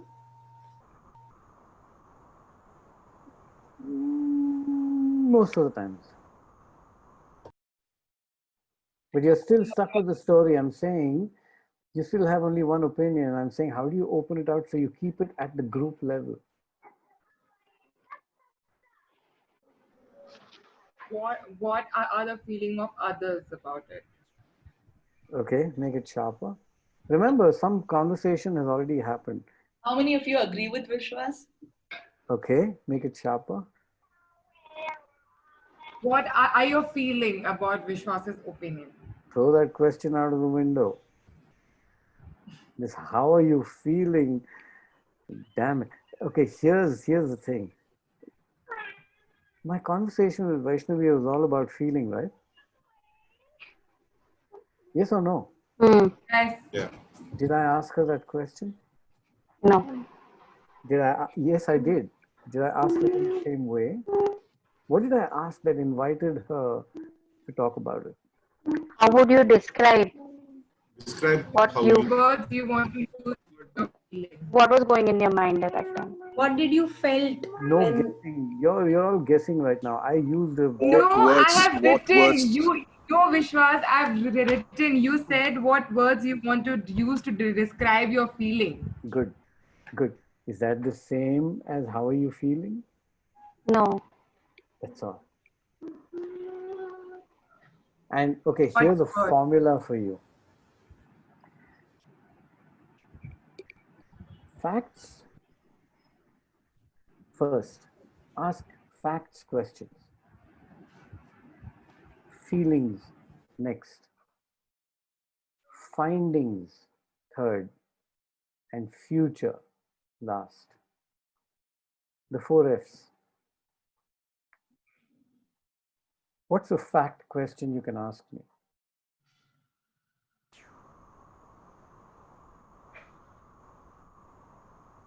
So who won the race? Good. That's a wonderful, simple, which almost sounds stupid. Okay? Who won the race? What's wrong with you, ma'am? Of course, the tortoise won the race. Whom do you think should win the race? Huh? Whom do you think should win the race? Are you surprised that the tortoise won the race? Yeah, a little. Why were you surprised? Careful. You're going too much into the story. How would you describe What are the facts? What are the facts? how do you describe how the tortoise won? Like, is there any word that you can describe? Okay, I'm going to give it to you now because we're running. I'm trying to, when I do this in deep, we can spend 4 hours on this very thing. Okay, here's a facts question that might work. Fun question I want to ask. Do you feel good that tortoise won? No. Why? Because I don't like tortoises. I'm the hare. I think I'm the hare. I'm feeding you with so much stuff as I give my answers. So are you always the hare, Vishwas, or have you ever been a tortoise too? I've been a tortoise sometimes. So what is the Stop. Bring it back to the group. That question, how will you bring it back to the group? Okay, here's the answer. I got it, yeah. Okay, here's the answer. How many of you feel or identify with the tortoise? How many of you identify with the hare? Yeah. What you want to do in the group thing is constantly bring it back into that space, because you can get lost in that conversation with me. And I will trap you. That's my job. Don't forget. I always say this in deep. No matter what you do, even if you think you get it right, or even if I think you got it right, I'm going to ask you questions and lay traps for you so that you get trapped by the power of my question itself. And each time you ask me a question, I'll give you enough masala to keep you trapped. Okay? So the thing is to not get into that space. Because now it becomes right or wrong, because I'm already sensing in you that you have an opinion about what's good and what's the way to go. And I can trap you very easily with that. So group questions constantly bring it back to a group conversation. Clear? Good. Yeah, which was just to one point.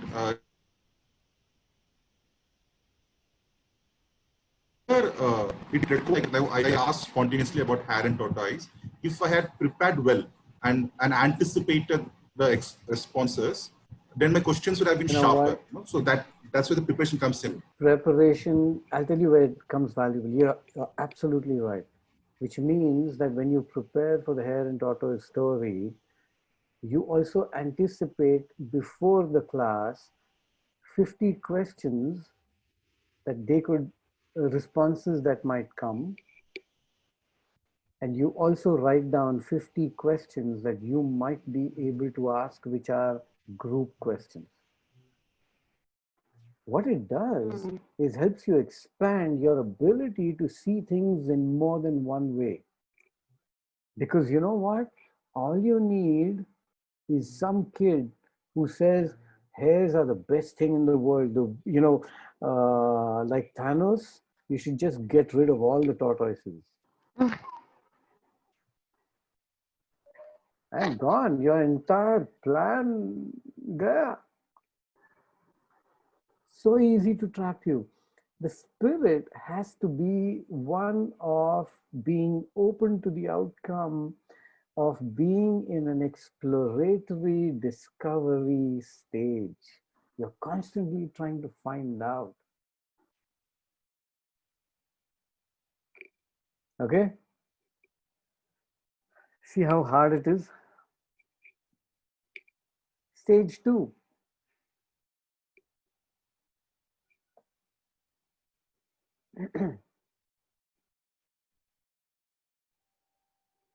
Dynamics between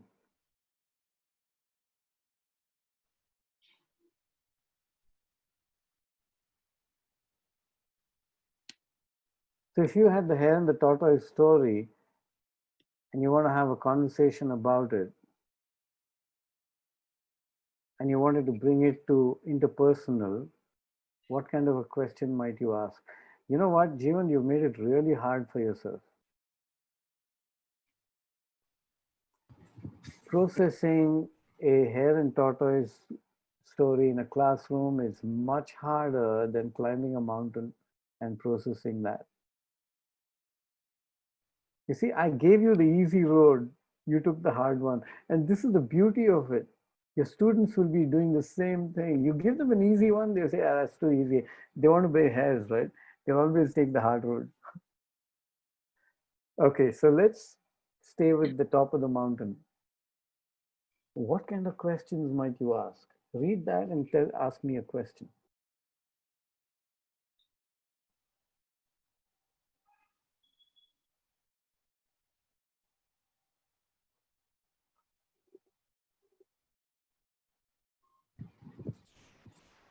Okay, can I? Did you feel safe when you are climbing on the mountain? Yeah, please, One please. sec, yeah. Can we have voices that we have not heard join in so far? Only you know it. Who's a voice that has not spoken yet? Or has not spoken enough? I don't know, you decide.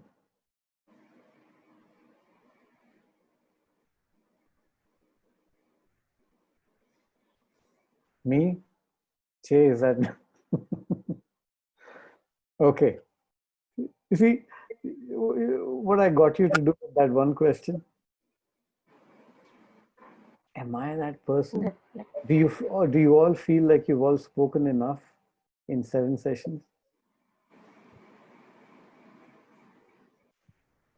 Okay, doesn't matter. Whoever. Anybody? Risk it? Have I? Okay, quick question. Have I made it unsafe for you now? Because you might not get it right. No.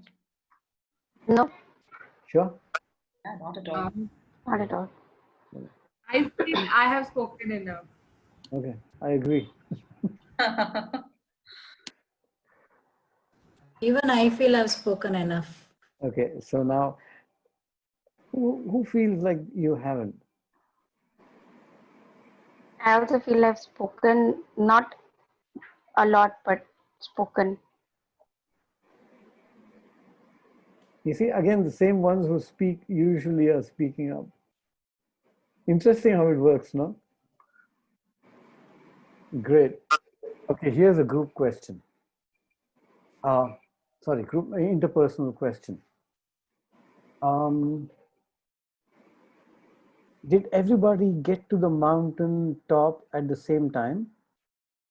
And you can be the group if you want. Yeah. No. No? Yes? Okay, I'm hearing yes and no. Those who feel no, tell me more. Because if everybody had their different pace Mm-hmm. and speed, and so kids who were faster, they went fast, and the kids who were enjoying the view, I would not say slow, walking. How do you know they were enjoying the view? Because And not slow? I was slow, so I'm talking to myself. Thank you. Now that I know that, do you think there were people in the group who found it difficult?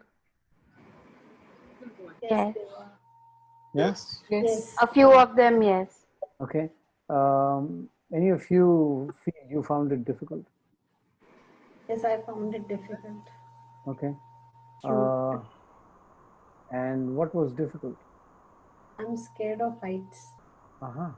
Right. And did you have somebody with you? Yeah, I got help from team members. Did you tell them that you were afraid of heights? They could make out that I was afraid because I was taking a lot of time. Ah.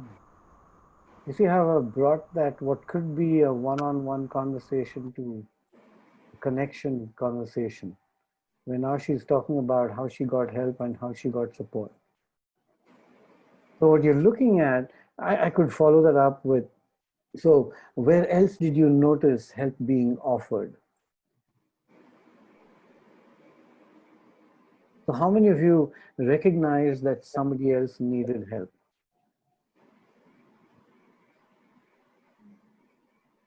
Could we have done this whole trek a little differently? They're still groupish, but they're also referring very specifically to the dynamics between people. Is it making sense? Yeah. Cool.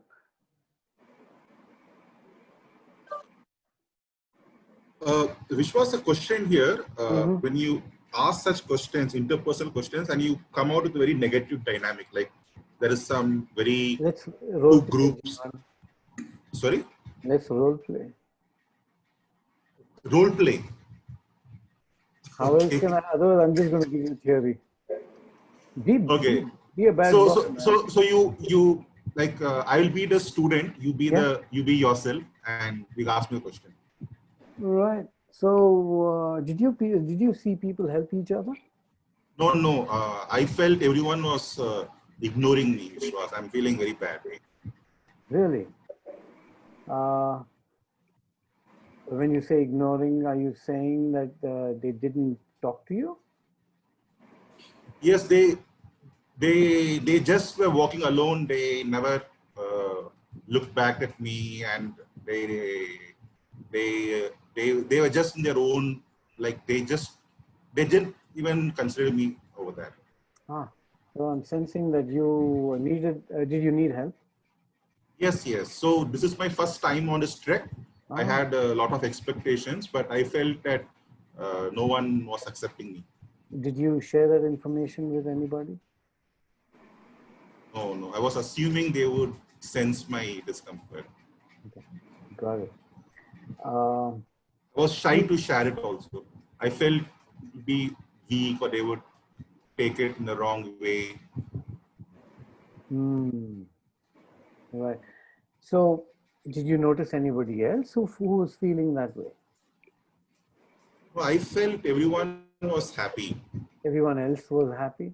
Yeah. Maybe there were one or two people, but okay. Yeah. So I'm assuming you noticed that there were a couple of others who were finding it difficult as well. Yes. Did you check in with them? I spoke with them for some time. Did you offer them help? Yeah, thing was I was also very new to this trek, so I was more focused on myself. Right. Did you check with? Yeah. So, so what have you discovered about being on a mountain and feeling like you're the only one who is doing it for the first time? Sorry. So, what have you discovered about being on the mountain for the first time for yourself? Yeah, it's not so easy as we see outside. It requires a lot of effort to climb up a mountain and navigate. That's what I have discovered. So if you climb another mountain, would you say you already now have this experience? Yes. Is it possible that there might be other people who might be in the state you are in today? Yes. What will you do? I will definitely reach out and help them out.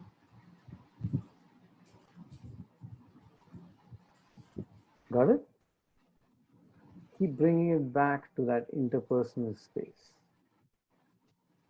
Okay, here's the third piece that I tell my students so far, please don't practice it till you feel like you can really, you know, stay open to outcome, understand this motivation thing, invitational education, challenge by choice, some of these principles, that they go deep. Don't go to this place.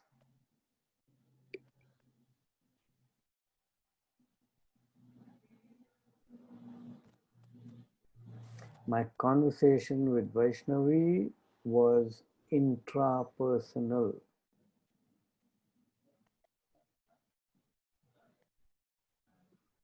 And sometimes this can happen in a group. Somebody begins to share stuff that goes deep.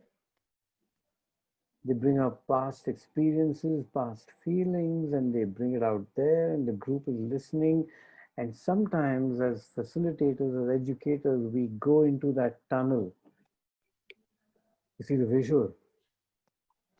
And we forget everybody else. They fade into the space, and all we can see is that person. The danger is that we lose everybody.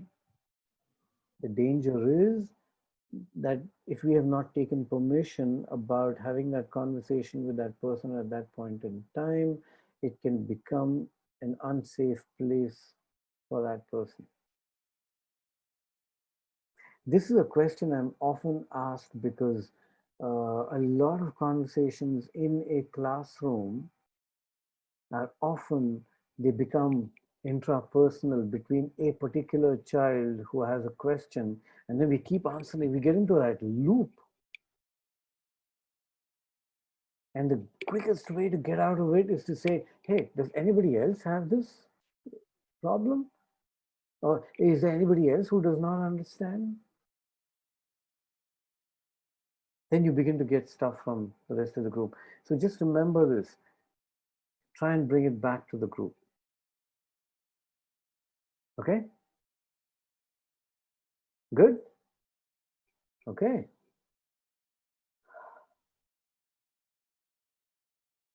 I'm going to walk you through some things very quickly. It's already past 8:30, but I have to finish this because we won't get another opportunity. Those who have to go away, I apologize. The recording will be there for you to access. We think, many of us have been very limited in the way we see our space. Here is the bigger world in the context of reflection. Most people, when they talk about reflection, like Bharat said, it's only after an experience. No. You remember how we moved that Coles cycle? You can start with a reflective process even before an experience has been had. So if I'm doing the tortoise and hare story, I can start before telling them the story. I can ask them a question. Okay, and the question might, so here's the different places that you can conduct reflection and still make it powerful.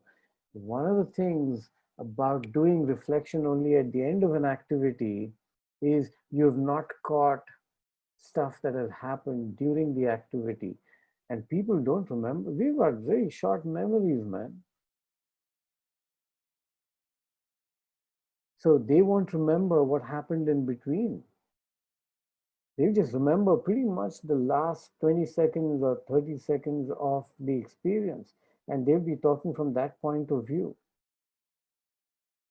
So I personally have pretty much gotten out of this, let the activity finish, then I'm going to debrief, because it's lost its meaning by that point in time, most times in my experience, but you can decide what it is for you. So here are different places or ways you can. Remember, we said experiences are the most powerful thing, so let's just let them be. If they learn something, great. If they don't learn something, not today, tomorrow they will learn something. So we don't say anything. It's possible to have powerful experiences like that and actually run experiences like that and leave it be. But you don't know what has happened. So then we said, hey, you know what? Ask a few reflective questions. So, and why do we ask reflective questions? Because we give our perspective about the hare and the tortoise, for example. And the danger is taking it to only one place. It would be great if books asked, what is the value of tortoise behavior and what is the value of hare behavior? But most hare and tortoise stories end with winners and losers. And what they're trying to tell you is be quick, be fast. Don't be lazy or be consistent. But I have not seen anything in life that is ever consistent. Everything has waves. So the danger is coming to that one answer. But so when we ask those reflective questions, we actually create an opportunity for change. Because next time you walk into the class, you can ask a question, are you the hare today or are you the tortoise? And they begin to identify with what the hare is and what the qualities are that are valuable and what are the qualities of the tortoise that are valuable. You get it? Okay. You can also use a method called front loading. So if you were to I'm just using the hare and the tortoise, okay? Is that okay? Okay. So if a front loading question, what do we know, before you tell the story, okay? What do we know about hares? And what do we know They're about? fast. Okay. What else? They look beautiful. Okay. Cute. What Fast. else? Cute. What else? Anything else? They're They're fast. white. They They're are? white. Not always. Okay. So you've seen only a white hare. Fine. What do we know about a tortoise? They live a very long life and they're very slow. Okay. What is the value of being fast? You reach somewhere fast. In time. Is there a problem with being fast? No. You may lose on some details. Okay. What is the value?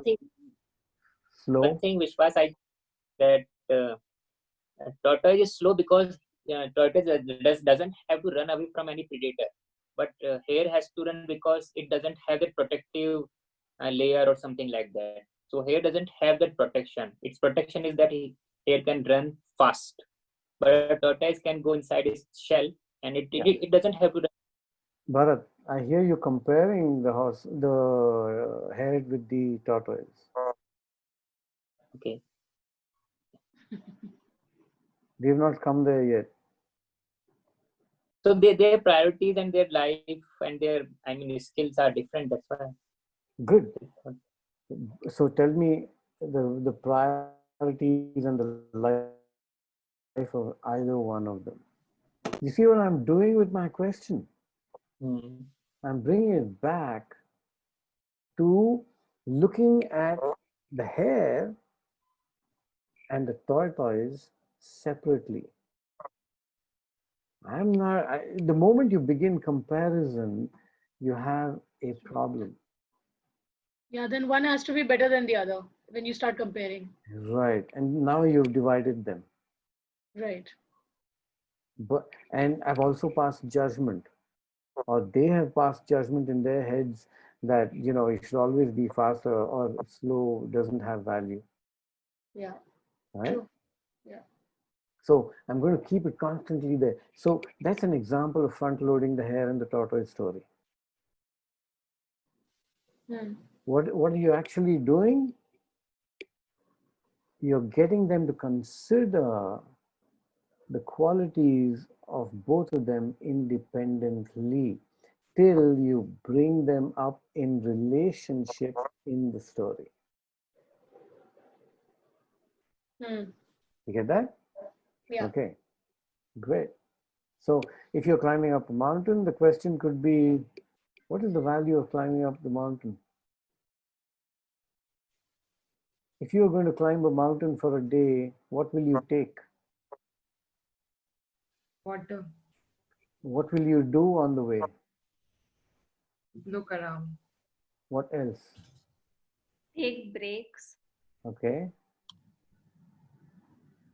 What else might you do?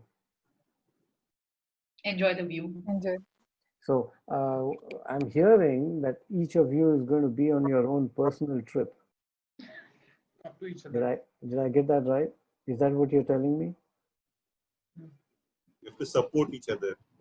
Oh, do you want to support each other? Yes. How are you going to support each other? Give me an example of support that you might offer.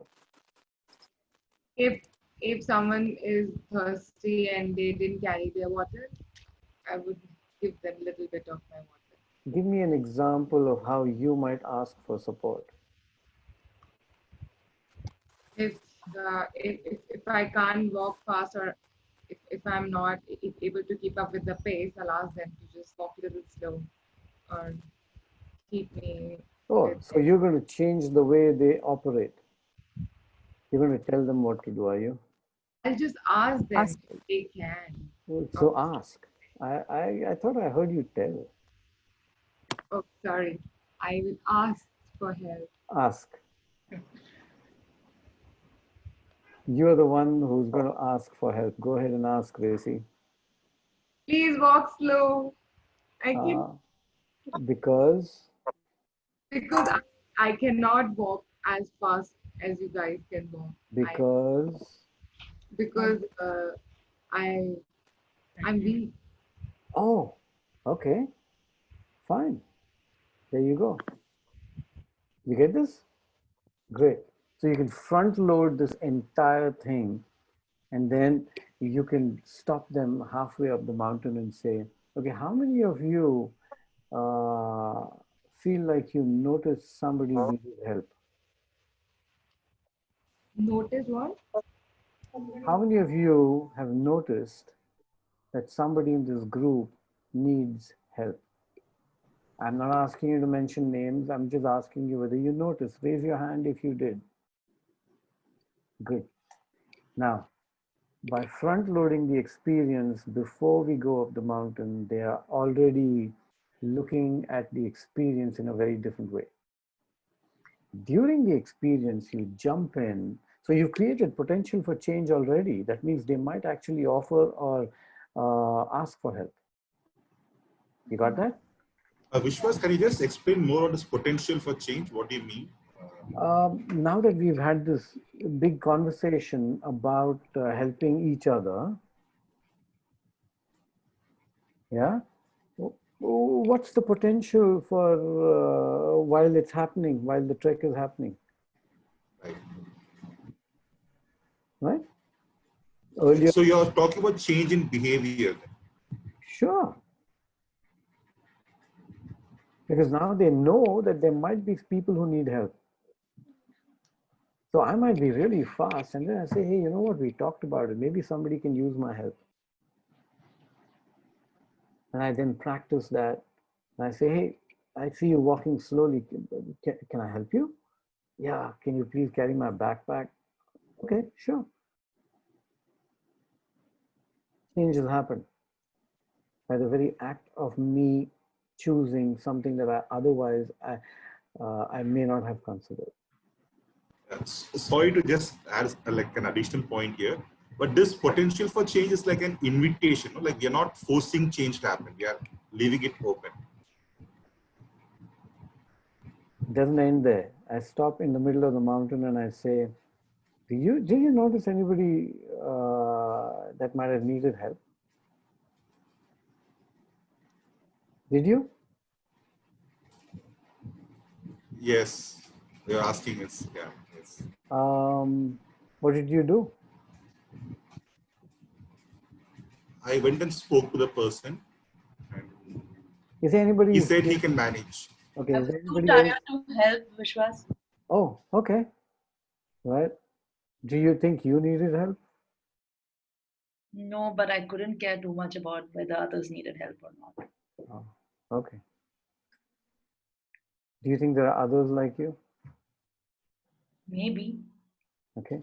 So what does that mean to, how does that affect the whole group? I don't see it affecting the whole group. Not yet.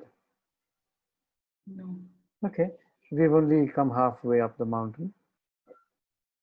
What do you think is going to happen in the other half? And what will you do? I don't Done. know. There you go. What could you do? I could choose to look around. What else? Else needed help. Yeah, but you know it's going to get dark, right? Yeah. Okay. And you know we've got to reach that top because that's where the tents are.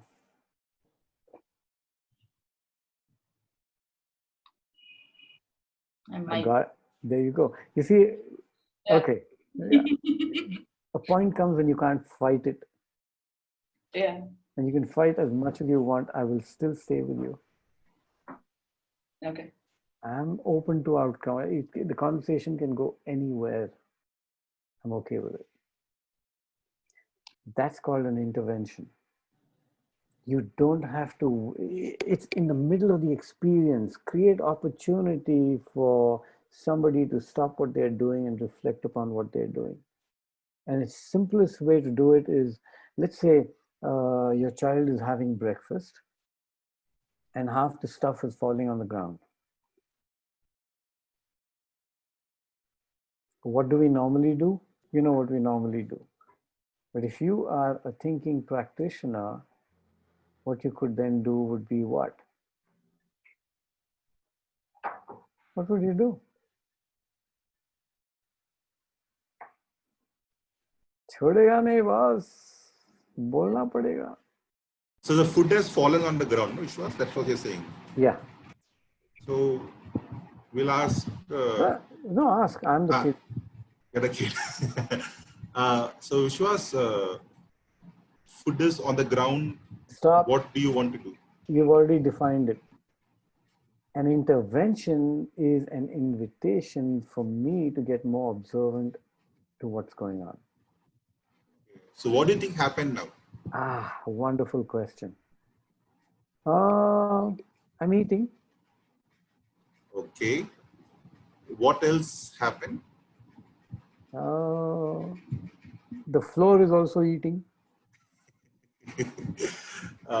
Do floors eat? Well, some of the food dropped on the ground. Yes. So what can we do about it, Vishwas? See, you're attached to outcome. You want me to do something about it. Yeah, get it, yeah. Who should be eating the food?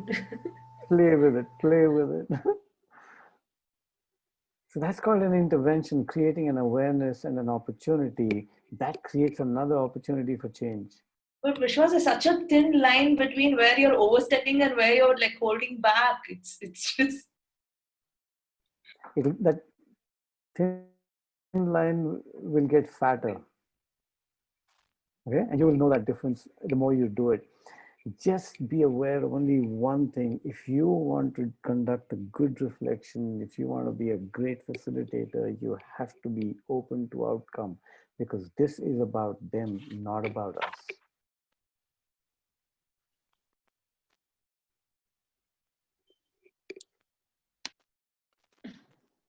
So these are just thoughts on processing. I want you to be able to see this as 3 different pieces: before the experience, during the experience, after the experience. Take a look at the rest of the text. And here are just some thoughts on processing. There has to be a relevance to that person. So if you finally ask the question, are you okay with food being spilt on the ground? Yeah. I said, okay. So if you drop any food, it's going to stay there. Okay.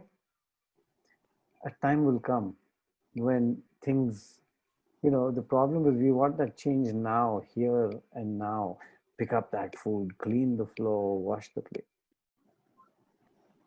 My sons are both beyond 20. They still need to be invited to wash their plates.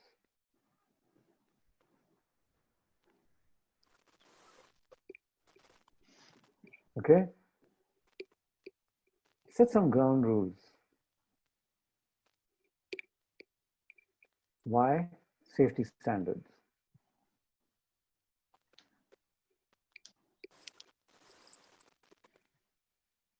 As a facilitator, share responsibility with your group.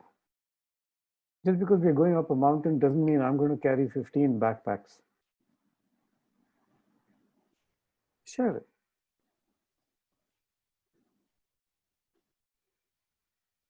So, classic example. Okay, so we're going for a full day up the mountain.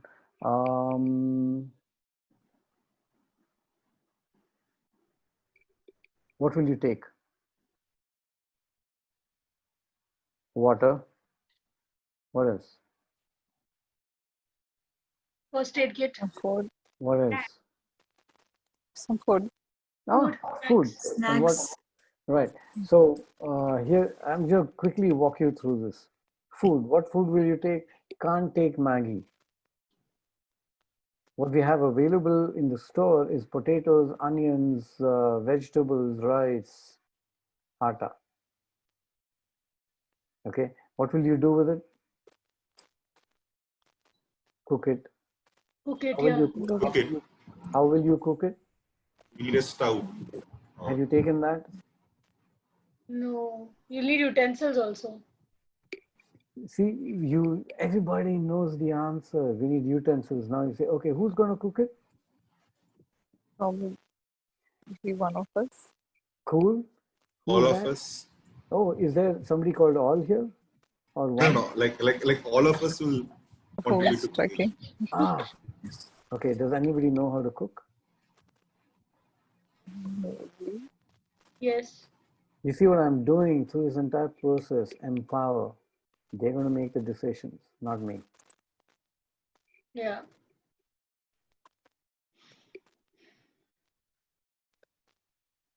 Did you notice any long questions in today's dialogue at all? No. Simple, short questions, and I'm scaffolding you. One question after the other. Get you to think, put another block. Get you to think, add another block. Okay? Be careful about asking multiple choice questions. By the second option, you've lost that person. They're saying, which question do you want me to answer? Is this better, or would you like this, or gone?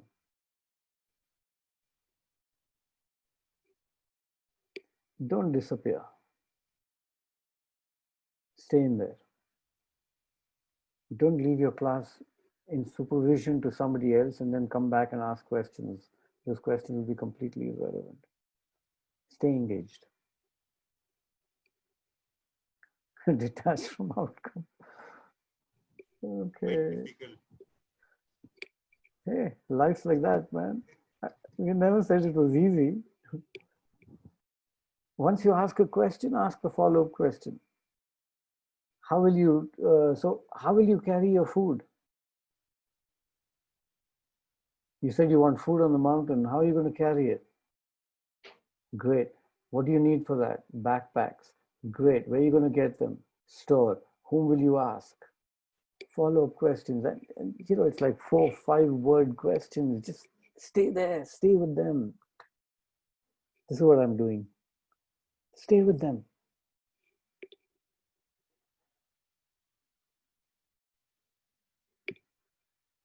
And Vishwas, let's say if the kids come back with, oh, there's so much of work, we'd rather not go, then we don't go. Oh, that's wonderful then. Is that your decision? Yeah. Okay. It's too much work, so. Do you know what the alternative is? No. Would you like to know? Okay. You stay here And if you don't want to cook, then you don't eat. If you get hungry, what will you do? I'll get Swiggy here. Swiggy doesn't come to that mountain, madam. Okay. Oh, you mean you have a phone? Can I have it, please?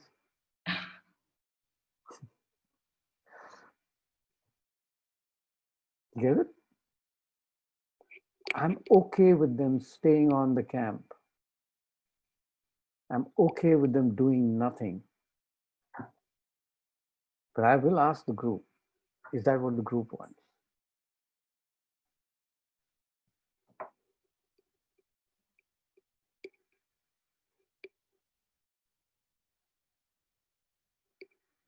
You have to have intent. You got to be intentional in what you're trying to do. Purpose. So Vishwas, is this not contradict? He said you must have intent, purpose, but also open to any outcomes. Correct. We didn't say you have to get to those outcomes. I want you to learn about decision making. I want you to learn about group work. Yes. But if you don't get there, that's fine.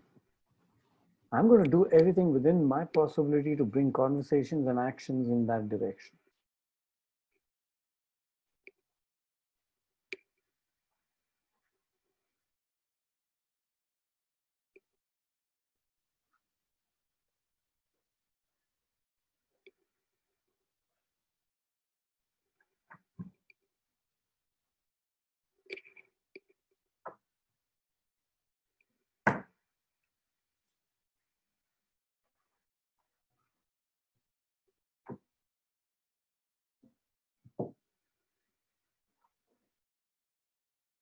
Classic example. You want to go up the mountain, right? No. You're finished.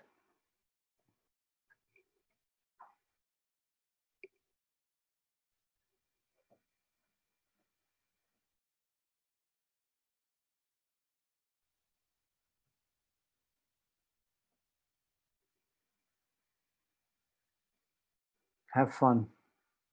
Damn, this is the longest session we've had. I apologize, as usual. Okay, I'm not going to ask you whether you have any questions because I don't think you have the bandwidth right now. Stay home, stay safe, eat well, sleep well. May you have wonderful reflective sessions with whoever is in your life. Thanks a lot. Thanks, Vishwas. Thank you. Good night. Bye bye. Good night. Good night. Everyone. Good session. Thank you.